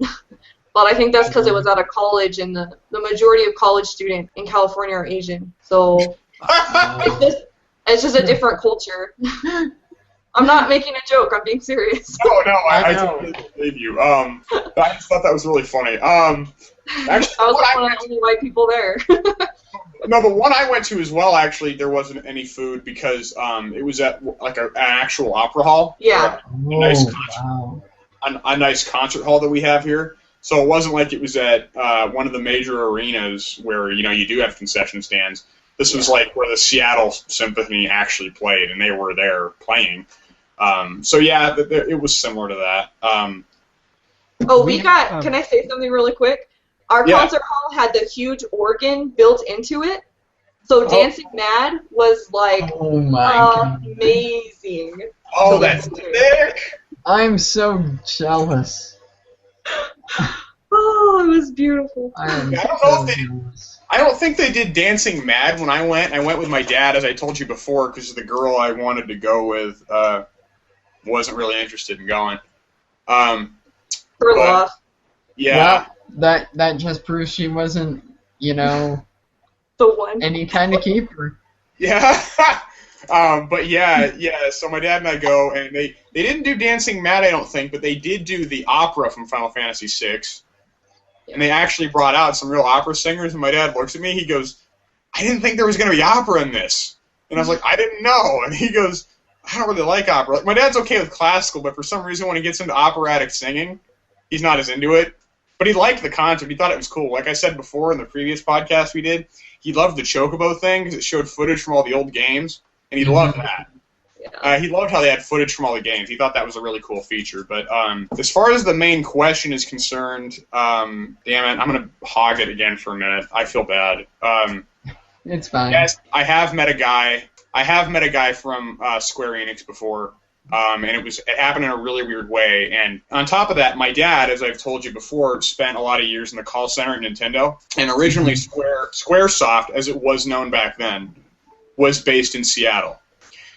The American branch of it was based in Seattle. My dad, on a couple of occasions, would go to their office for business. He didn't know anybody there really well, but, they would cross paths, and occasionally they would come to Nintendo, and they would, exchange pleasantries. And I actually have the old strategy guide for Chrono Trigger, and I remember being a little kid naming people from Squaresoft, asking my dad, Daddy, do you know this person? You know this person? He goes, yeah, I remember who that is. So there's that. And then in my own experience, when I was working for a temp agency called Aerotech, I was on site at Nintendo. And there's kind of an actual story to this. This was 3 years ago. I went to SakuraCon, and I met a voice actor named Michael Sinner-Nicholas, who's really big in voice acting. He does voices for the Venture Brothers. He does voices for different anime, video games. And I met him there at the convention. And then that following Wednesday, I was in the Cafe Mario at Nintendo eating lunch, and somebody walks up to me and pokes me on the shoulder, and it was Michael Sinner-Nicholas. And we both just kind of stared at each other. I said, Mr. Sinner-Nicholas? He goes, yeah. I said, what are you doing here? He goes, what are you doing here? I said, I work here. What are you doing? And he goes, oh, I'm buddies with this guy here who's giving me a tour while I'm still in town. And then the other guy gets up, and the guy's name was Tom Slattery. And Tom, who I don't actually know really well, I'm not saying that, I just met him once for about 5 minutes. Tom Slattery gets up, and he walks over, and I talk to him for a minute, and Tom Slattery looks at me, and he goes, yeah, Michael kept saying, I know that guy. And Tom's like, bullshit, you don't know that guy. You don't know who that is. He's just some random temp. And Michael Sinner-Nicholas goes, no, I saw that guy at the convention this weekend. So that's when he got up and said hello and came over and talked to the guys I was having lunch with. And that's how I got to talk with Tom Slattery for a minute. And Tom Slattery, when he was with Square Enix, he was primarily a translator. He was one of the guys that worked on the retranslation for Final Fantasy VI for the Game Boy Advance, Chrono Trigger for the DS, I think. And he had something to do with the voice work, I think. I could be wrong about this last one, but I think he had something to do with the voice work in 13, which is how he got to know Michael Sinner-Nicholas. So, yeah, that happened. Wow, that's quite a story. My gosh. Sorry, should I have gone first? But yeah, that happened, and he wouldn't remember who I was. Tom Slattery would not know who I was, so I don't want anyone's, not that you guys would, but I hope no one hears that name, because I've dropped it like 10 times, and goes on whatever Google, and it's like, I heard you know Spencer, blah, blah, blah. He wouldn't know who I was. I like how it's not Spencer knows you, but it's, Spencer. Or whatever. I just don't want someone to get weird with it. But yeah, I met him once. He was a cool guy. I liked him. And I guess he had started working at Nintendo that previous year after being at Square for a number of years. And it was funny because not long after I met him, I saw an interview that he did with a website called RP Gamer, which was a website that a friend of mine used to work for, a good friend of mine, who also lives in Oklahoma, by the way, Ed. She was one of the people I was visiting when I saw you as well. But he did an interview a few years ago for RP Gamer, and I saw that interview. I was like, holy shit, they're interviewing Tom. And, I was just shocked. So, yeah, I have met Tom. And I know a couple people who are friends of his, probably. I mean, to an extent. They work with him. I didn't actually work with him. We just met. But, yeah, it was pretty funny. I mean, it was just weird how that happened. Well, I didn't realize who he was at the time that I had met him. I mean, we introduced ourselves to, introduced each other. But I didn't realize who he was initially. And I found out later. And I was like, huh, cool. But, yeah. Yeah. Oh RP Gamer, gosh. man. That's the oldest role-playing game site I've been to. Like, I used to go there all the time. I still go there. That's what got me into a podcast, is the RPG Backtrack. Yeah. But I guess that's neither here nor there. No, it's here nor there. Or there. So, here or there, everywhere. It's kind of Down, left, right. relevant. So, next question. Here's another one. It was from Misaki Saito. How many times do you need to beat Emerald Weapon on Final Fantasy VII, and how many times do you need? Ed, you clarified. I just believe what they're asking is... How much time do you need? Not how many time, but how much time do you need? And I think it was 30 minutes, if I'm not wrong. No, Unless you had the the underwater materia. underwater materia, yeah, it was 30 minutes. I thought it was 20. It's 20. I remember it being 30. Okay. It may actually... Hang on, I'm going to look this up and... But it doesn't matter to be because sure. you don't want to try to beat it in 20 minutes. You want to get the underwater materia. Yeah, I always get the underwater materia. Yeah. You only get to fight them once. Once you fight him, you get the earth part, and you trade it with the guy in Calm, and then you get the Master Magic, Master Command, and Master Summon materia. Yeah, it's 20 minutes. 20 minutes to complete the battle unless you have underwater materia equipped. Yeah, that explains everything. Seven's my game, I gotta tell you. I love 7. I have nightmares about fighting Emerald Weapon because, I mean, it has 1 million HP, so that's not too bad, but it always counters with Iron Storm. And that is just... I tried to fight it a couple times. It was a bitch. I couldn't do it. Colin, I know how to beat it. Easy. I did beat it, but it took me a while to figure it out. Yeah, you just set up your materia in a certain way where he can't counterattack. Yeah. Okay, I just said that you have to set up the materia a certain way. You need Mime and Knights of the Round. I don't remember what it's called, but the materia that makes your attacks like double or something. And so if you have that equipped, then someone will attack Knights of the Round. They'll do it twice. W summon, yeah. And then the other character will mime it before Emerald Weapon has a chance to attack, and it should take only 2 or 3 turns. And if you equip it to counter as well, that works really well. Well, I killed it before it attacked me, so. Ho. I was not letting that king to brag, but... You don't want it to get off the Emerald Shoot or Iron Storm or, anything like that. Emerald Shoot and Emerald Beam will absolutely kill your party. And then Iron Storm. Oh. In fact, Iron is materia backwards and split into 2 words. Oh. I wasn't bragging when I said I beat it in 1 move. I was just saying that the best way to kill it. The best way to kill it is before it attacks you. You don't need to defend. It's okay. We love you. You're in a safe place here. I'm clarifying for anyone that's listening. They say the heart of narcissism is Facebook, but I think it's Final Fantasy admins. Wow, Ed. No. Killing me Shots here. fired. Challenge accepted. Just joking. You don't gotta defend yourself. You weren't bragging. I understand. We do have a third question. It's a lot more general. Nuke Johnson asks us, and that's Nuke, N-E-W-K. What's your personal favorite Final Fantasy and why? Oh, gee. Well, everyone doesn't know what the answer for this question is for me. And even if they didn't before this podcast, they sure don't now because of what we were talking about with Final Fantasy IX's anniversary. Wait, let me guess. Mystic Quest. No, So close.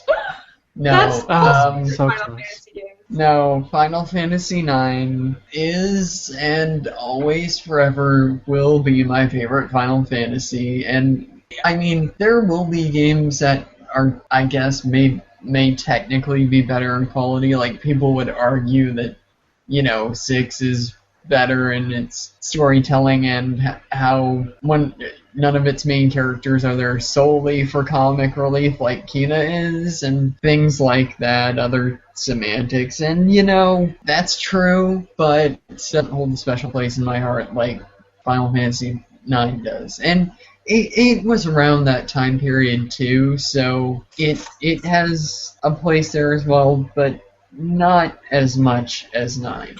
Not as much. Understandable. Your personal connection with things make all the difference in the world. Yeah. Yeah, definitely. And Vivi is like a favorite character of all time ever. Though Auron, when I played 10, Auron was running a close second just from sheer badassery.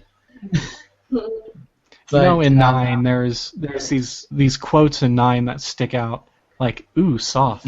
Like, I will never forget that, because when I seen that, I was like, ha, he just smacked her on the behind.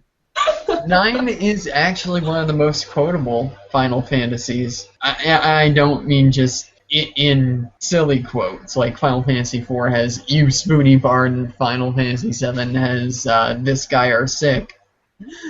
Yeah, I remember that. But I mean, just in general, 9 is one of the most quotable of the Final Fantasies, I find. The part where Zidane teaches Vivi how to urinate outside. Oh, They're just sitting God. there talking while they're urinating. I cracked up so hard. I was like, this And game. Aika was listening to it. Indeed. How And that's she like starts cringeworthy. freaking out. That was awkward. Well, yeah. I mean, she just. Of course, What were you gonna say, Lauren? Oh, I was gonna say that I was about to make you upset because I think Final Fantasy 13 has a lot of good quotes in it too. Wouldn't go that far. I'm a hero. The hero's job. It's like No, not Snow Snow. is always trying to tell you he's the hero, but he's not. Not Snow. I think Hope and Lightning and Vanille have relatable quotes. I guess I should say more relatable, not necessarily mind. What do you call it? Oh gosh, I don't know what I'm thinking. Witty? Yeah. It's kind of I think cliche it's in a well way, written. but he said usable quotes, and cliche quotes are usable. So there you go. What are your Go guys? ahead, Smith. What's your favorite, Ed? My personal favorite? My wife actually asked me this last night because I talk at her about video games. She's not a big video game fan, but I will talk at her as if she enjoys it. I just get all excited. And she's like, well, what is your favorite? I'm like, I don't know. It's a hard question because while I'm playing one, that's my favorite. There's not one that I hate so much that if I'm playing it, I probably have a least favorite more than a most favorite. How about that? What would that be? So, least favorite? My least favorite would probably be the original one. I saw that hesitation. Oh, everyone just went like, Nick! no. I'm not saying it's bad. I love it. But if I had to choose a least favorite one, that's the one that was just before my time. So I'll never understand. I see that. I started Final Fantasy games with narrative, with deep story, because when 2.4 came out here, that was leaps and bounds ahead of Final Fantasy 1 as far as a narrative. So even the story that it had, then go back to Final Fantasy 1, which is pretty much just dungeon crawling grind fest to Well, me at that point. I mean, it's Guys, fun. I can play it. They started to move forward with narrative with the original 2, and then with 3 they kind of like took a step back, which never made sense to me. And I think 3 may be my least favorite, that or 13. But yeah, it was 4 that, or 2 in the U.S. that really started to, get the narrative going. Yeah. My favorite, okay, so I change it all the time. I go back and forth between 9 and 7. So currently, my favorite is 7. And the reason why is because, well, first off, it was my first RPG I ever played. I mean, it's always going to have that significance for me. And for me, 7 was the same as 9 was for Colin. My parents had just got a divorce, and my dad bought me that game, and I played that game while I was spending my weekends with him, which is, I mean, like a big change for anyone that's had divorced parents. They know how hard that is. So at the time, I thought I was fine with it. Yeah, so that game has so much nostalgia, and it was a nice escape at the time. And it was nice to just, the story and the narration and seeing, like, people go through problems and then, having a resolution and people helping them out. I don't know. That game's just so special to me. Even if, I enjoy playing 9 more, for like its battle elements and leveling up, 7 is probably still my favorite. It's weird that you say that, because 9 was, like you were saying, 9 was, it was actually almost exactly the same for me, because I would play 9 when I was spending weekends with my dad. It used to be every other weekend, and then long periods of time during the summer, especially. And I would spend weekends with him and my stepmother, and that's when I got to play 9, and that's, that really contributed to it. And yeah, at the time I thought I was fine with things, but wasn't really, and, things like that. It's, when you're in a place like that, things that happen kind of stick with you.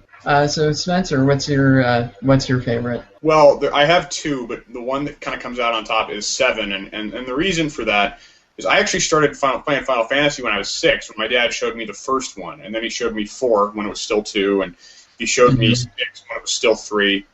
And the other competitor for that is 6, and I'll get to that in a second. But 7 comes out on top because when I first played it, it was June of '99. It was right after I moved into the house that I'm in now. When I was a kid, I had always struggled with a lot of depression. Not for any apparent reason. It wasn't like I had a bad life or anything. It was something that I always had. And in playing the game, when I first got the game, I had just come out of my first really bad wave of it. I kind of had a real sense of optimism, and I was only 10, so it was kind of weird.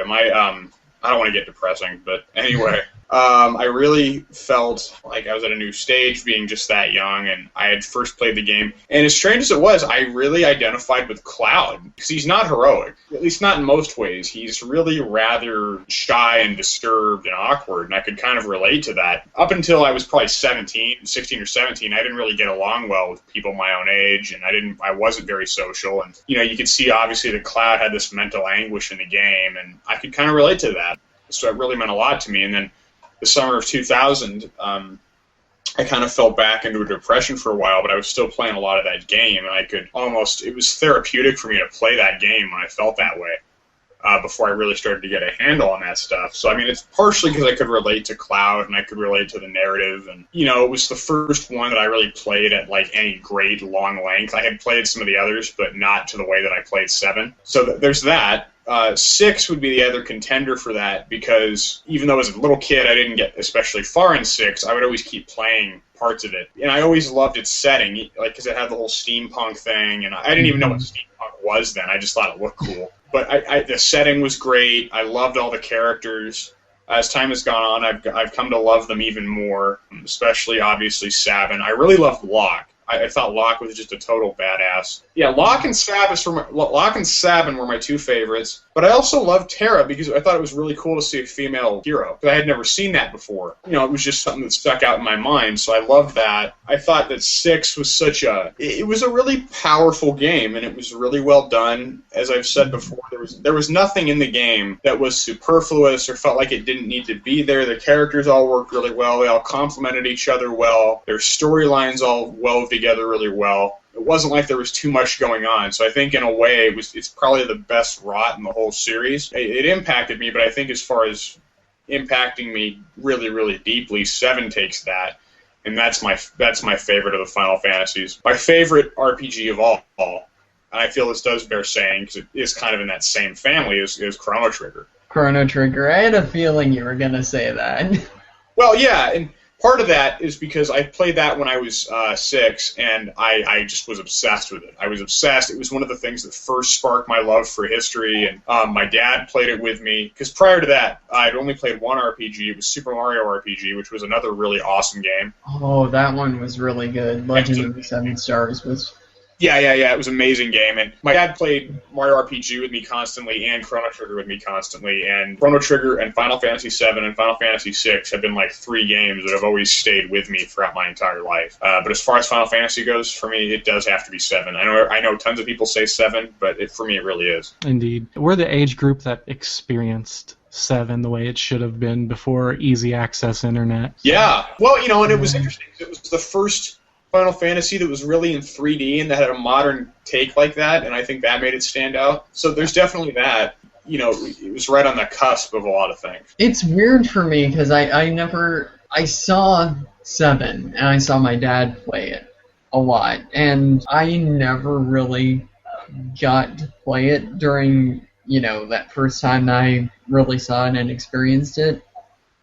I didn't get around to it till later, till around the time I was playing, till a little after the time I had first played 10. So it was a bit weird because I was sort of revisiting it and sort of not at the same time. So there were parts that always stood out to me, parts of the game that always stood out to me. A lot of Disc 1, like a lot of the stuff before the Golden Saucer and a bit of the Golden Saucer, and then some of the stuff after that stayed with me, even though I never actually played it.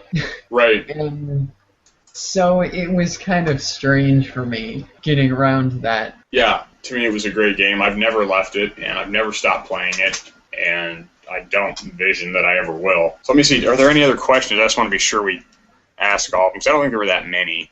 Yeah, there was only 3. Those are the only 3 that... Okay. Well, that's better. I think last time we only had 1, so we're doing better. You did say, Ed, you were gonna type in some more words into the chat box for our pronunciation. Yeah, I can do that. I got a couple offhand. I'm gonna butcher everyone. Pronunciation time once more, folks. Insert game music theme, like the Price is Right theme or something like that. What? Insert Vamo Flamenco, when you're playing Chocobo Hot and Cold. Yeah.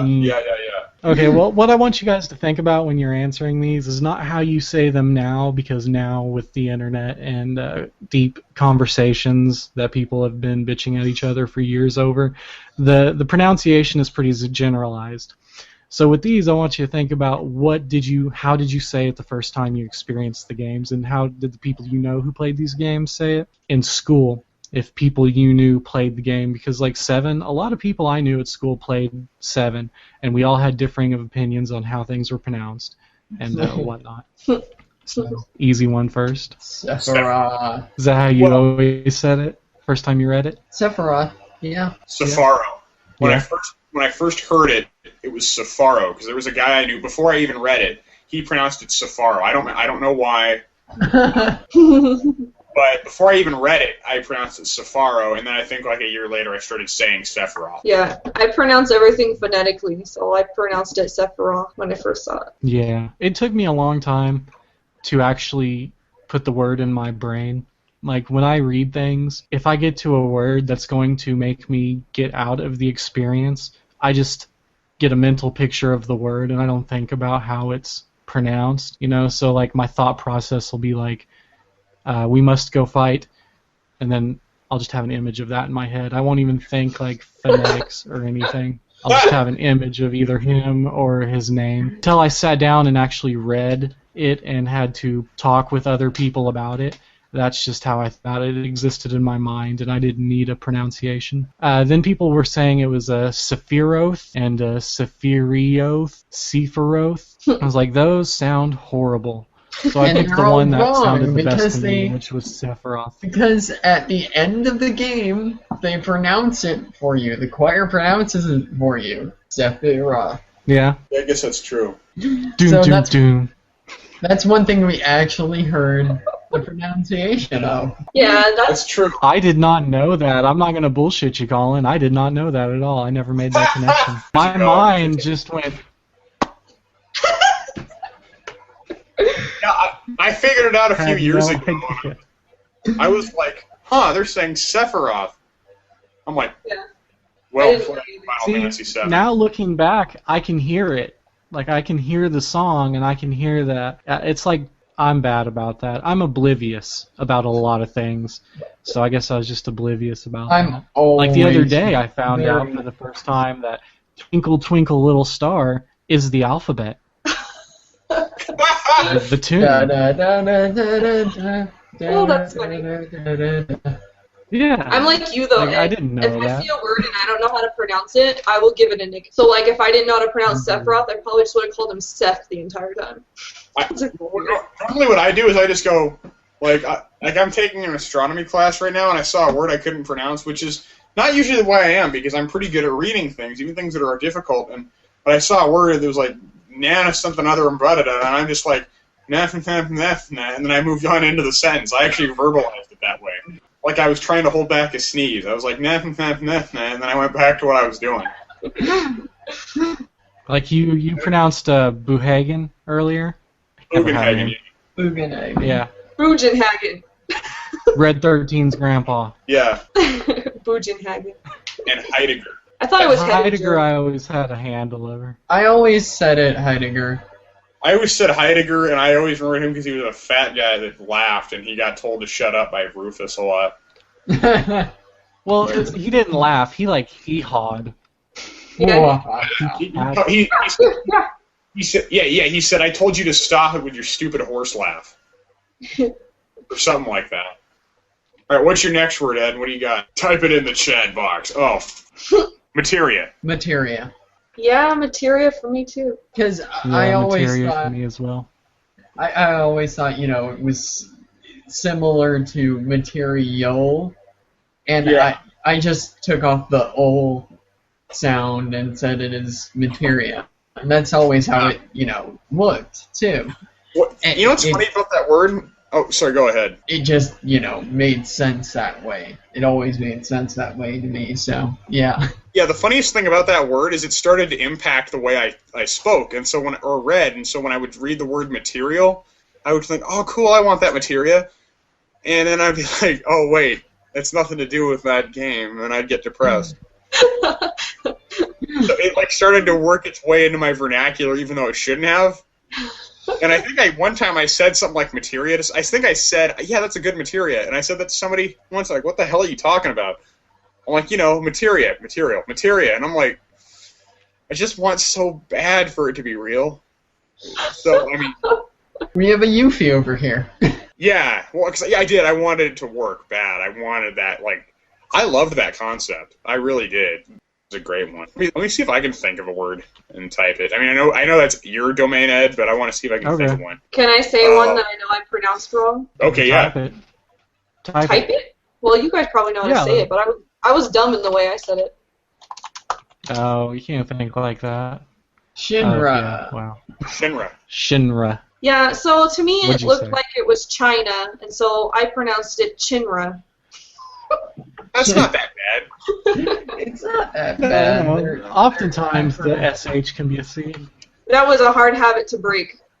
I mean, I knew guys... I've heard everything from Shinra to Shine Ray, Sheen Ray. Yeah, I've heard... Yeah, there's a lot of weird ones out there. Let me think of a good one. Oh, yeah, I used to say Yuffie. For years, I said Yuffie.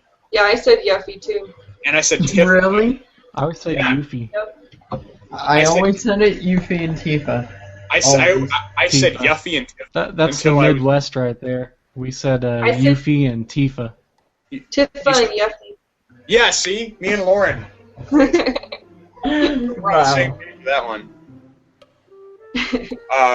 Colin, I think you wanted to go, and this is where we're going to need the tutorial music from Final Fantasy Tactics. Yes. We got to That's play I've him. We actually got already to. got that notated.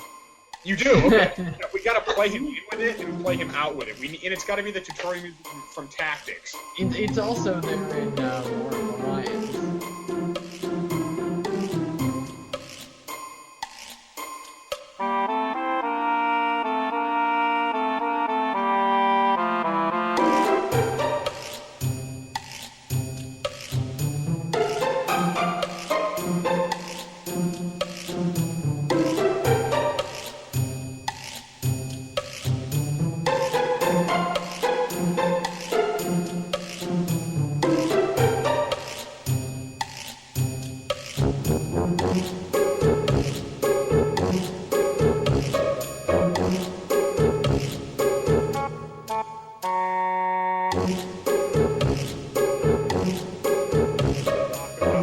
How Dissidia and FF1 erased Dissidia from the canon.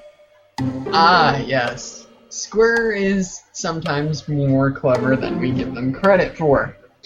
Here we go. So, spoilers about Final Fantasy Dissidia and Final Fantasy 1, obviously. If you haven't played them, just probably ignore this part. Dissidia Final Fantasy, after our heroes have defeated Chaos in the 13th cycle and ended it, we see the Warrior of Light stays in the world where everything takes place, because that is the world of the first Final Fantasy, and that is the world where he is from. By this point, he has already gotten his crystal, and he can be seen heading toward Castle Cornelia. Somewhere between Dissidia Final Fantasy and Final Fantasy 1, we know that he meets the other Warriors of Light, and they all arrive at Castle Cornelia. They all meet up, they travel as a party, and the events of Final Fantasy happen, defeating Garland, and then saving the crystals and defeating the 4 elemental fiends, all that stuff, till they get towards the end of it, where they figure out the source of everything is the Chaos Shrine in the center of the world. They go to the Chaos Shrine and they go back in time, as you know, and they find Garland there. When they encounter Garland and he turns into Chaos, that is Garland turning into Chaos for the very first time. But because those 4 Warriors of Light defeat Chaos at that point in time, they erase the rest of Dissidia from existence. The future cycles never happen, because they defeat Chaos right then and there when he is first created. Therefore, none of the rest of it happens. The warriors from the other worlds are never teleported. It stops that timeline, which did happen, from actually happening. Dissidia is constructed in such a way that it leads straight on to that, and Final Fantasy 1 just erases it completely. So it's not just officially non-canon because it says so, it's constructed in a way that makes itself not actually canon. And there you have it. Wow, I had no idea. Thank you. I'll be here until Tuesday. Please be sure to tip your waitresses. No, really, I just got to thinking about that after I beat. I never got to play the original Dissidia, so playing the main scenario of Dissidia is why I played Dissidia Duodecim. And after I beat that, I just got to thinking about that, and the more and more I thought about it, the more fell into place, and I realized they erased it from canon because of how Final Fantasy 1 is built. Because I'd played Final Fantasy 1 at least 3 times by the time I played that, because I'll be honest with you, Dawn of Souls, I love that. Final Fantasy 1 and 2 on the Game Boy Advance. And it just clicked for me. And it was amazing, like a moment of this huge revelation. I'm like, oh my god, they are clever bastards. That's pretty cool. I actually had never thought about I mean, that. I had never thought about that. Oh yeah. I enjoy when they can say it's not canon because we say so, but also like their cleverness. I like that. That is awesome. Gives it depth. Very cool. Yeah. Yeah, I never even thought about that. I hadn't played a whole lot of Dissidia, so I didn't know enough about it, but that's actually pretty interesting. I had never given that any thought. Indeed. And I didn't realize Square came out and said that. Yeah, because I mean the thing is, it's so easy to just we're just gonna make a fighting game. We're gonna have all the main characters in it because that would be badass and everyone would love it, you know. But they actually, I think that's cool. That they actually thought about it and made sure that it tied into the story so that it made sense. It's not just this is this random game that has nothing to do with the other games. See what I'm saying? That's intense. They clearly put a lot of thought into Dissidia when they were making it. The characterization and the plot and everything. They put a whole lot of effort into that, into both that and Duodecim. And I really appreciate that. Shows that, you know, Square still hard at work and very earnest in what they do. Yeah, Yeah. they're It's not not just just a side game. money printing machine. Yeah. Even the side. What are they called? Side games? What are they called? Oh, spin-offs. Guidance. Yeah, even the spin-offs. It's like they put so much work and effort into those games. It's Oh, yeah. Especially the Tactics series. Yeah. Yeah, we got into that a little bit last time. I mean, that's true, though. I mean, they're really well done and really thought out, and, you know, it's massive now how big those even are. It's insane. It really is. Yeah. It's actually all part of one big connected world that is Ivalice. And, you know, because I was actually talking to Lauren and Admin Gilgamesh about this in chat the other day. How Ivalice is this huge world that's connected through multiple games, and it started back in Tactics, and it's become this huge world of its own now. One of the most expansive Final Fantasy universes with just this big timeline. You're talking about Ivalice, right? Yeah, Ivalice. I've always said it Ivalice. There's another word. I might be saying it wrong. I always said Ivalice, but I don't really care. But you know Ivalice. what? It doesn't make a difference, because we love you anyway, Lauren. Thanks. I feel the love. I know this is way off topic, but I just saw something really messed up on Facebook. Uh-oh. Oh no. Well, it's messed up to me, but it's like, you know how Everyone's clicking over to Facebook. What's going on? you know how people get like congratulatory cakes and stuff. This one was for a couple that had a baby, and it said it says congratulations on making a human with your genitals. Oh, It's amazing. My God. That's so literate. I am thought that going was- to use that. Sorry, I saw it and it was stuck in my head, and I didn't want to make it seem like I was laughing at anything you guys were saying, because that would be rude, so I thought I'd just tell you what I was really laughing at. Oh my gosh. Nice. You found it? Well, I just log on to Facebook, and I have this buddy that just shares weird shit sometimes. We all have friends like that, and he just shared a picture that said that, and I'm like, that's hilarious.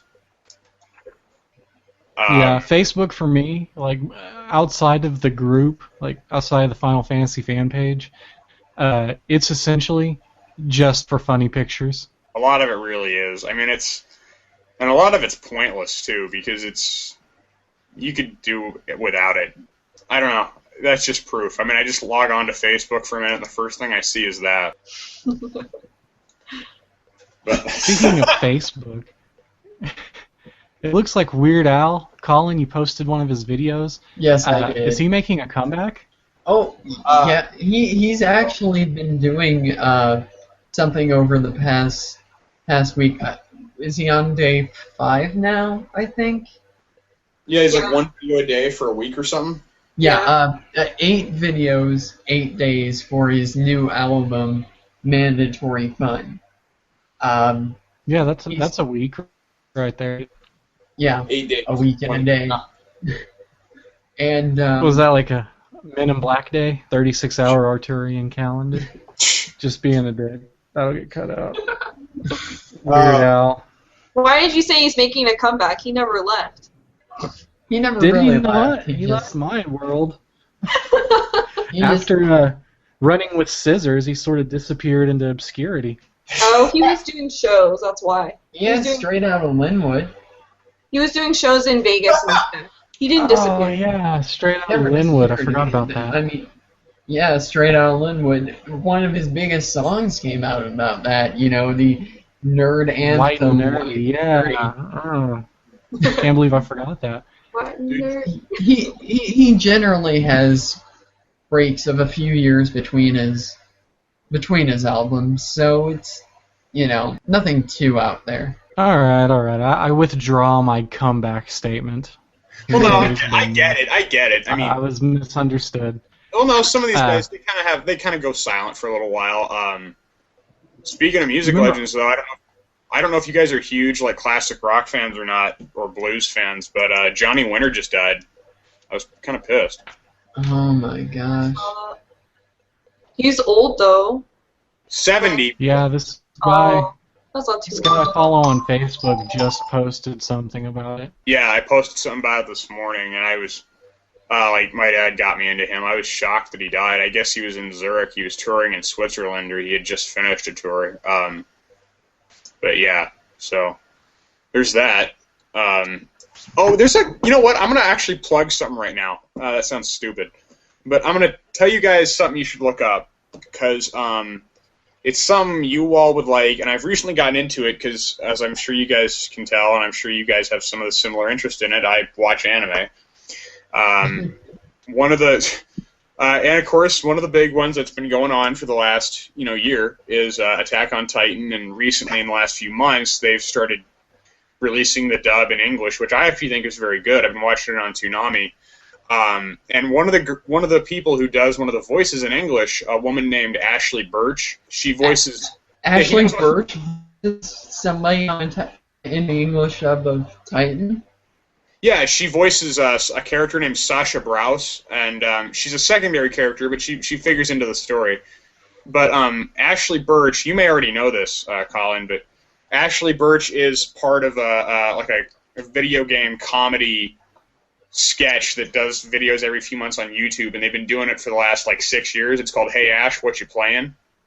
And it's really funny. I actually had not heard of her until I started watching the dub for Attack on Titan, but she apparently is a pretty well-rounded actress. She's played in a lot of video games and some anime, and she's been on Adventure Time.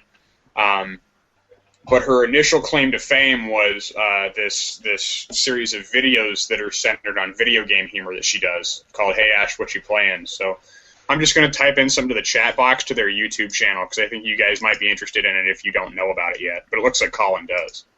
Yeah, most I've never recently, aside from Attack on Titan, which I didn't even know about, and most recently, aside from that, and Hey Ash, What You Playin', she actually voiced a character in Team Fortress 2. Well, not exactly in the game, but there's there's a bunch of comics and videos, short films and stuff that expand the Team Fortress 2 universe outside of, just what's seen in the game, and there's a character called Miss Pulling. She hadn't actually gotten a voice until recently, a short film filmed by Valve, called Expiration Date, that has to do with Team Fortress 2 and the characters. And she actually voiced her. And she's actually done a whole lot of voice work. I think she voiced someone in the disaster that was Aliens, Colonial Marines, and she voiced someone in Borderlands 2 as well. She's been getting into doing a lot of voice work since then. I actually think she's a great voice actress. I haven't played Colonial. I've heard about it. I don't know anything about it. But she's a great voice actress, and this "Hey Ash, what you playing?" I'm pretty late to the party, but it's funny. Apparently, it won't let me copy paste the link, but I'll just put this here. So I mean, look it up. Just go on YouTube and type in "Hey," and their official thing, which looks like this, should come up. Hang on a second, I'm screwing this up. When you mentioned an English voice actor on Attack on Titans, I thought for sure you were going to talk about the main character's voice actor. That's she's good. Because it's Bryce Papenbrook, and he's the voice actor for Zidane Tribal in Dissidia. Of course, that's who you would think about. Yeah, no, that is who he is, and he was at SoccerCon a couple of years ago. I talked to him about that, and he said he was a huge fan of like the original 9, and he said that was a big deal for him, that he really wanted people to like his performance. And he said people have, generally been pretty receptive to it. But yeah, he's one of the main guys who's on Attack on Titan. He voices Eren Yeager, and then the lead female is Mikasa Ackerman, and she's voiced by Trina Nishimura, who's been in a bunch of other anime and stuff. But yeah, that whole cast on that show is actually really good. And then Armin, I forget the character's last name, but Armin Arden or something. He's voiced by Josh Greeley. But yeah, that whole show is really good. That whole voice cast is really good. They've been in tons of stuff. Bryce Papenbrook did Zidane in Final Fantasy Dissidia, and then, but yeah, look up "Hey Ash, what you playing?" It's really funny. Yeah. Before we start wrapping up, yeah, I just want to make an announcement. We were officially flagged by YouTube for my use of the Prelude song on our last podcast. Oh, yeah. It happened within 24 hours. You guys are still able to view it, though, because they gave me the option. Either take it down or put a link that allows you to buy the song under your thumbs up button on YouTube. So I just put the link there. But what's really freaking funny is the song that they're linking to buy it is not the song or the video to the one I actually used. So someone else out there is getting paid based on a remix that I found that someone did. Yeah, that's become a bad thing with YouTube, and actually you can dispute that, and you probably should, to be honest. But yeah, if you don't want to go through all that trouble, I can understand not wanting to do that. But content ID with YouTube, I've had a lot of issues with it. A lot. Oh, yeah. And so many times it has been from people who do not actually have any right to claim anything, any part of that video. And it's become worse in recent years. It really has. Because of how they do So things. if I'm going to continue to find the music on YouTube, I'll go a little more obscure or maybe like remixes or something like that until we can get a theme song for our podcast specifically. And if it ever gets to the point where we have so many fans that we're making money off of it, I'll change it then. But well, I mean, you can still enjoy it. I mean, if you're able to use the song and all you got to do is post a link, I mean, I don't know enough about it. Yeah, I mean, the person's getting credit. It's not like outright piracy. It started as outright piracy, but it melded into something that's legalish. Well, I mean, if that's all you have to do to say that it's legal, I don't see anything wrong with that. I'm anti-piracy, so. Right. Remember I'm how not you so asked... much pro-piracy, but I am pro-free use of information on the internet. So, like, since I'm not making money off of the Prelude and I'm not claiming it to be mine, I don't mind using it for our podcast because it does fit perfectly into our podcast. Yeah. Lauren, what were you going to say? I'm not like... Oh, I was just going to say there was a person or a fan on the page that posted, what was it? It wasn't a remix, but it kind of was, of Cosmo Canyon. Oh, yeah. Right, I remember that. They finally got back to me and said that we could use it, so I don't know if you want to use it for anything. That'd be sick. Yes. Yeah. But that would be not piracy. Yeah, and I didn't even think it was piracy before. But I mean, I wouldn't. I guess it's like terrorism. Everything's terrorism now. Everything's piracy now. Like If I was putting it on a T-shirt and selling the T-shirt, that'd be piracy. If I was downloading the entire series of the Final Fantasy anime, that'd be piracy. But using the prelude for a podcast that people are just going to listen to once or twice and never think about it again, that's not paying me any sort of money at all, I don't think that's per se piracy. Like, legal definition, yes, probably. Realistic implication, fuck it. Yeah, I think that's probably true. But yeah, okay, so we end with a moral quandary. Piracy. Like Ferret. Huh? Well, Zidane's a thief, right? Yeah. He is a thief, and Ferris is a pirate, though. Am I saying her name wrong? Yeah. it's Ferris? Ferris. Oh, yeah. From 5, From that's 5. right. Yeah. It's Also, right. And Yuffie, I mean, look. And that's something for us. That's something for all of us, boys and girls, and I'm including people that are going to listen to this, to ponder next time. Think about this, all right? Where do we draw the line? where does the line get drawn? And who gets authority to decide where that line is? Because it's all relative to our own personal views. Yeah. I don't have like a terabyte hard drive full of bootlegged movies, but I did use a sample of a song. Right. I mean, Who's the criminal here? Come on. Yeah, I don't illegally download anime or anything. But you know, you using the prelude on the podcast, I mean, I guess I wouldn't have thought of that as piracy. But you know, if you get to use it, all you got to do is post a link. Who gives a shit? Right. So your moral views on piracy are so easily bent towards the dark side, young Padawan. Me? Well, I mean, look. Spencer. Shut up. I mean, look. I am very anti-piracy. Okay, I have advocated for a long time. Don't illegally download anime. Don't illegally download movies. Don't illegally download music. And I really do believe that. But I mean, and you know, I guess I could see where they're coming from. If you want to talk about how maybe it's on paper copyright infringement that you use for the song, I didn't even think of it. But I mean, if all you got to do to make that fair and legal is post a link, that's cool. Well, they posted it for me, so I didn't even have to do that. Right. I mean, if all you got to do is that, and that just makes it nice and legal, then fine. Legal according to YouTube. Yeah, well, I mean... Yeah, Google's sort of deciding nowadays. I'm a pirate. Colin's just like, I hate... I'm a pirate because I'm a teacher. How does that make you a pirate?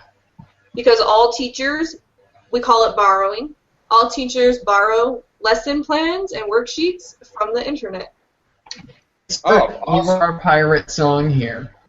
Wait, what? Insert "You Are a Pirate" song here. Oh. Will do. I am not ashamed. No, you're broadening young minds. That's right. You're teaching them that piracy is okay as long as you call it borrowing. They don't. Which actually, that reminds me. Did you guys see the? Sorry, I know we're wanting to wrap up here, but just something really quick that's totally unrelated, but I just really loved it. Did you guys see the Reading Rainbow Kickstarter project? Oh, yes. Yeah. Yes. That is great. Oh, I love it. I think it's awesome.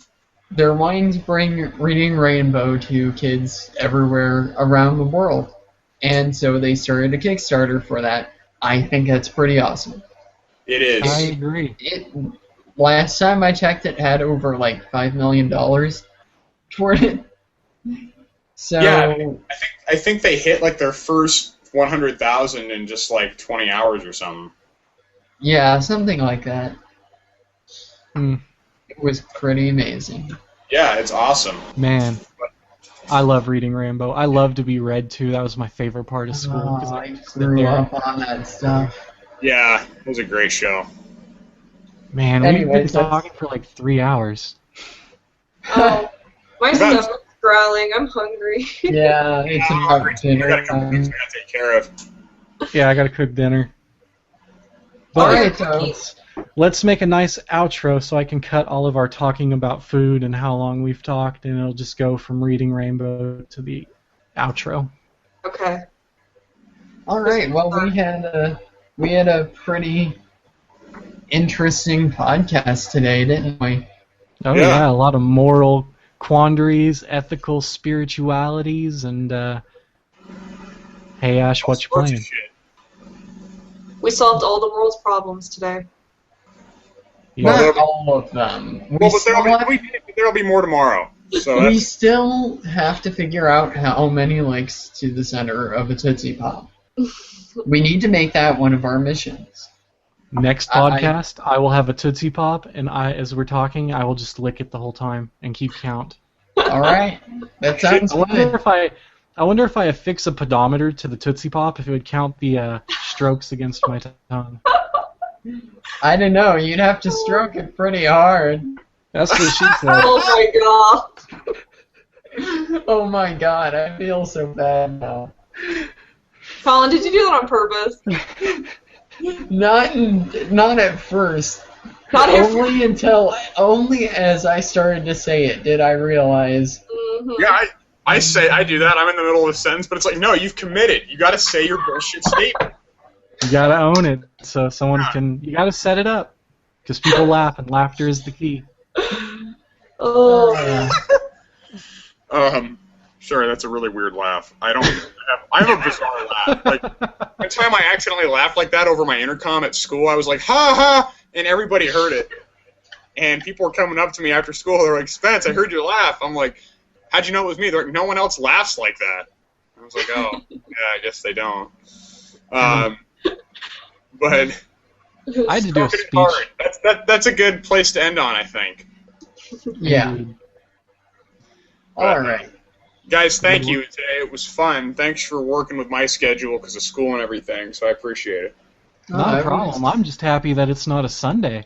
Like, I don't mind doing it on Sundays, but I don't have to go to work, and I didn't have to work yesterday. It's beautiful. Yeah. Awesome. I had a lot of fun, as much as last time. Yeah, it was Indeed. great. I hope our listens continue to increase. I think they will. We just got to keep doing them. But Yes, the consistency. In a couple years, people will be like, yeah, I went back and listened to episode 1. As it came a long way. I wasn't even a part of Sad Face. If you want to listen to it and then record on the mic your opinion, I will go in and splice it in there so it seems like you're there. No, it's fine as it is. We can do just about anything. If you guys want Yoda to moonwalk across the screen, we can do that. Okay. what an Yeah, age can we we do live squall moonwalk? If you guys want, we could interview Nobuo Uematsu. in. Yeah, we could. This tall. I gotta say, I was just ecstatic that there was 2 people that posted directly on the page saying, "Hey, where's the link to the podcast? I haven't listened to it yet." I was like, "Oh my gosh, I thought the same thing. people want to listen." I know. Well, thank you guys. Today was fun. And any closing statements from anybody? Yes, thank you for putting up with me, you guys. No, you're the best. Don't say it like it's a chore. It's not. It is a Seriously. chore. It's not at all. Actually, realistically, people will probably gripe because you didn't talk very much. Oh. Yeah. I can actually see that happening. Yeah. And I'm like, yeah, it was a regular auditory sausage fest up in there. I think that's what's gonna happen. I think where's Lauren? I want to hear more Lauren. Or however that. See, and I always thought my voice was annoying. You know how when you hear your own voice, like in a voicemail or something, you're like, ew, what the heck? I But Yeah, then but you're admin Lauren. You have a fan base. You're like, you do. I actually remember, like, at the first episode, somebody commented, and their comment was, "Lauren sounds hot." I mean, I'm just reading that and what their voice must have been, and you're like, ha ha ha, pepper spray. No, I'm kidding. But no, I think people want to hear you talk more because you are like the head of the page. I post a lot. That's true. But, and I'm sure Colin's got his own fan. Probably not many. The 9 fans. I bet you have more than you think, because I think everyone loves those screen captures. The screen captures. Hell Yeah. yeah, that's where it's at. I've been so busy. I mean, I've been doing the 9 stream. I haven't actually been getting back around to doing that because, I've been distracted with this other Final Fantasy game that, as I said, is absolutely my favorite Final Fantasy game in the world. Well, it's understandable, and don't rush. We don't want half-assed things. Take your time and do it when you enjoy it. That way it's as funny as it's always been, of course. Yeah, Well, that's true. They're just so damn funny. They are. I wish I had all of them. I would put them on the webpage that I made for the repository, the podcast page. I would just have a little link with all of them that the fans could see. Because, you can't just go back now on the Facebook page and reread them. yeah, I actually need to make an archive of those at some point. That's the word I didn't use but needed to, archive. Yeah. Yeah, just make a photo album on the page.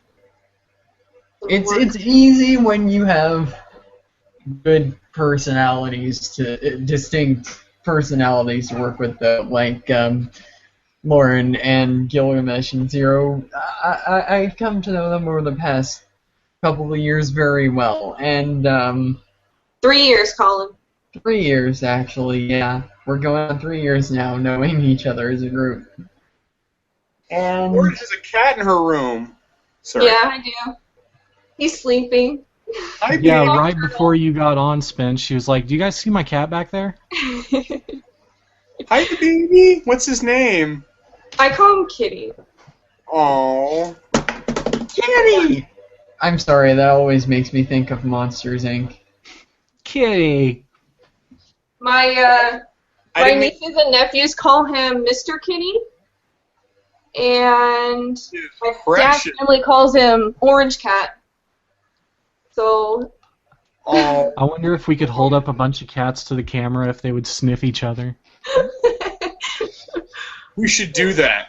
We all should hold up our cats to the camera one of these times. That's not very PC. No, not at all. Oh, But he's mad. have we ever cared?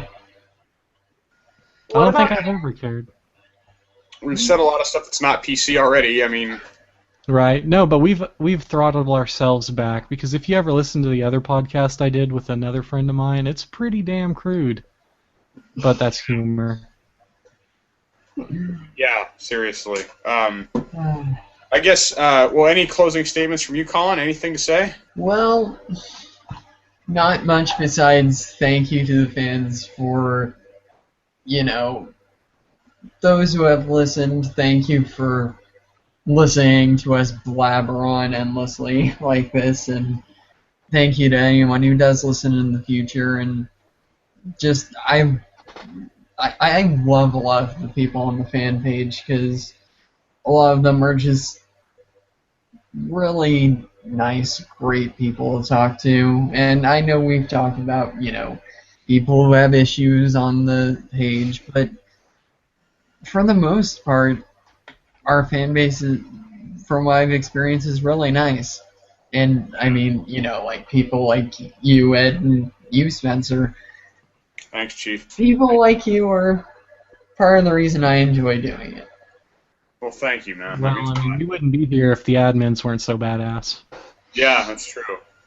If there's so many other Final Fantasy pages, I have no interest in going to visit them, because my home community on the web is the Final Fantasy Fanpage. And that's, I don't need to spread myself across all these different ones, because this is the best one.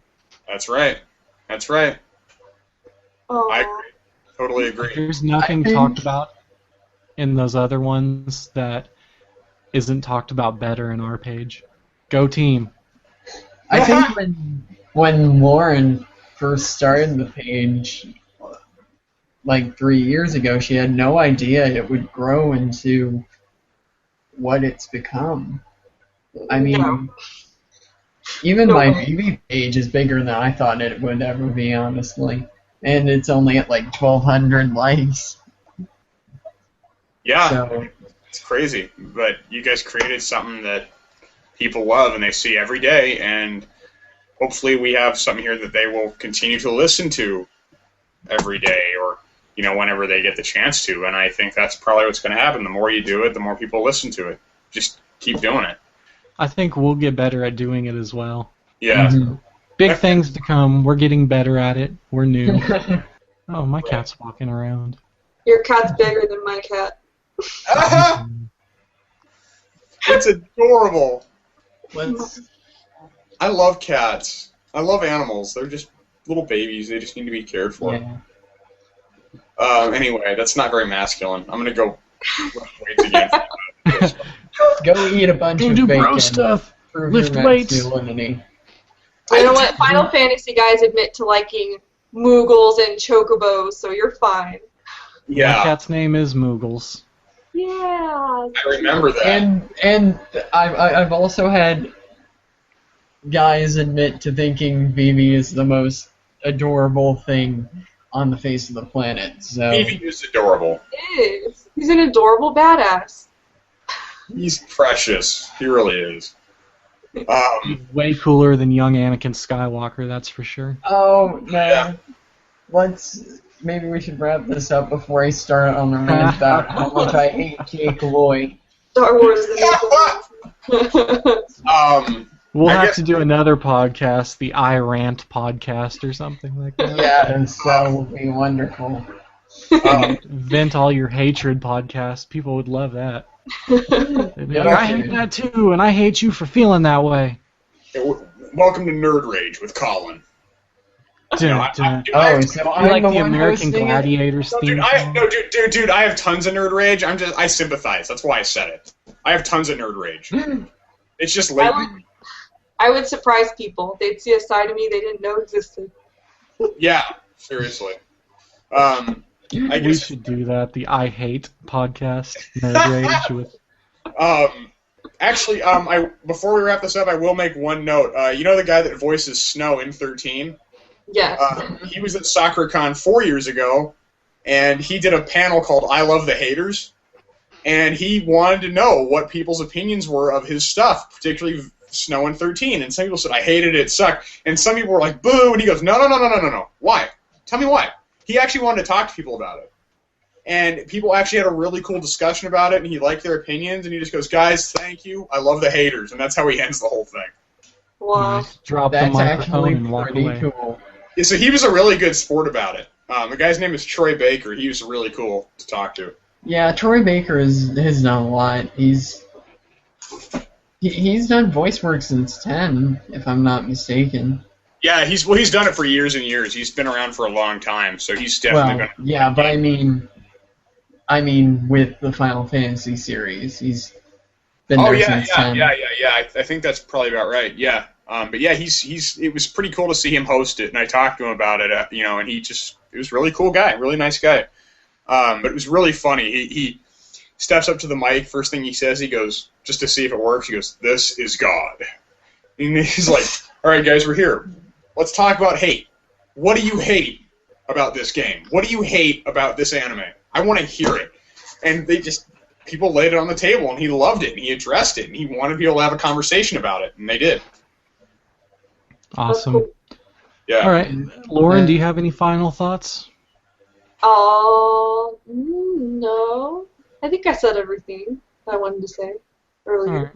Spencer? Yeah, I guess I'll just say, keep listening to this, keep checking the page. Thanks for those who have listened to it, and hopefully the more we make, the more listens we'll get. And like Ed said, maybe it'll be that we get more as we do this more, and you guys will go through the back catalog. But keep listening, keep submitting questions. We like hearing it. Ed and I, obviously, for the millionth time, are very gratified that the admins want to do this with us, especially after we pretty much harassed them for quite a while. And if the other admins want to join us, I'm all for Yeah. that. Yeah, we've liked Squall's cameos these past couple times. We'd like him to actually sit in with us. So yeah, as for the plug today, just make sure you listen to this when it's posted, and of course, if for those of you who are interested, check out that sketch comedy thing on YouTube I mentioned. Hey Ash, what you playing? With Ashley Birch and her brother Anthony. Because she does voice work for Attack on Titan, so check that out. But yeah, just keep Final Fantasy in the forefront with your Facebook interests. So that's about it. Alrighty. Well, guys, goodbye. Take care. Bye. Bye. Take it easy.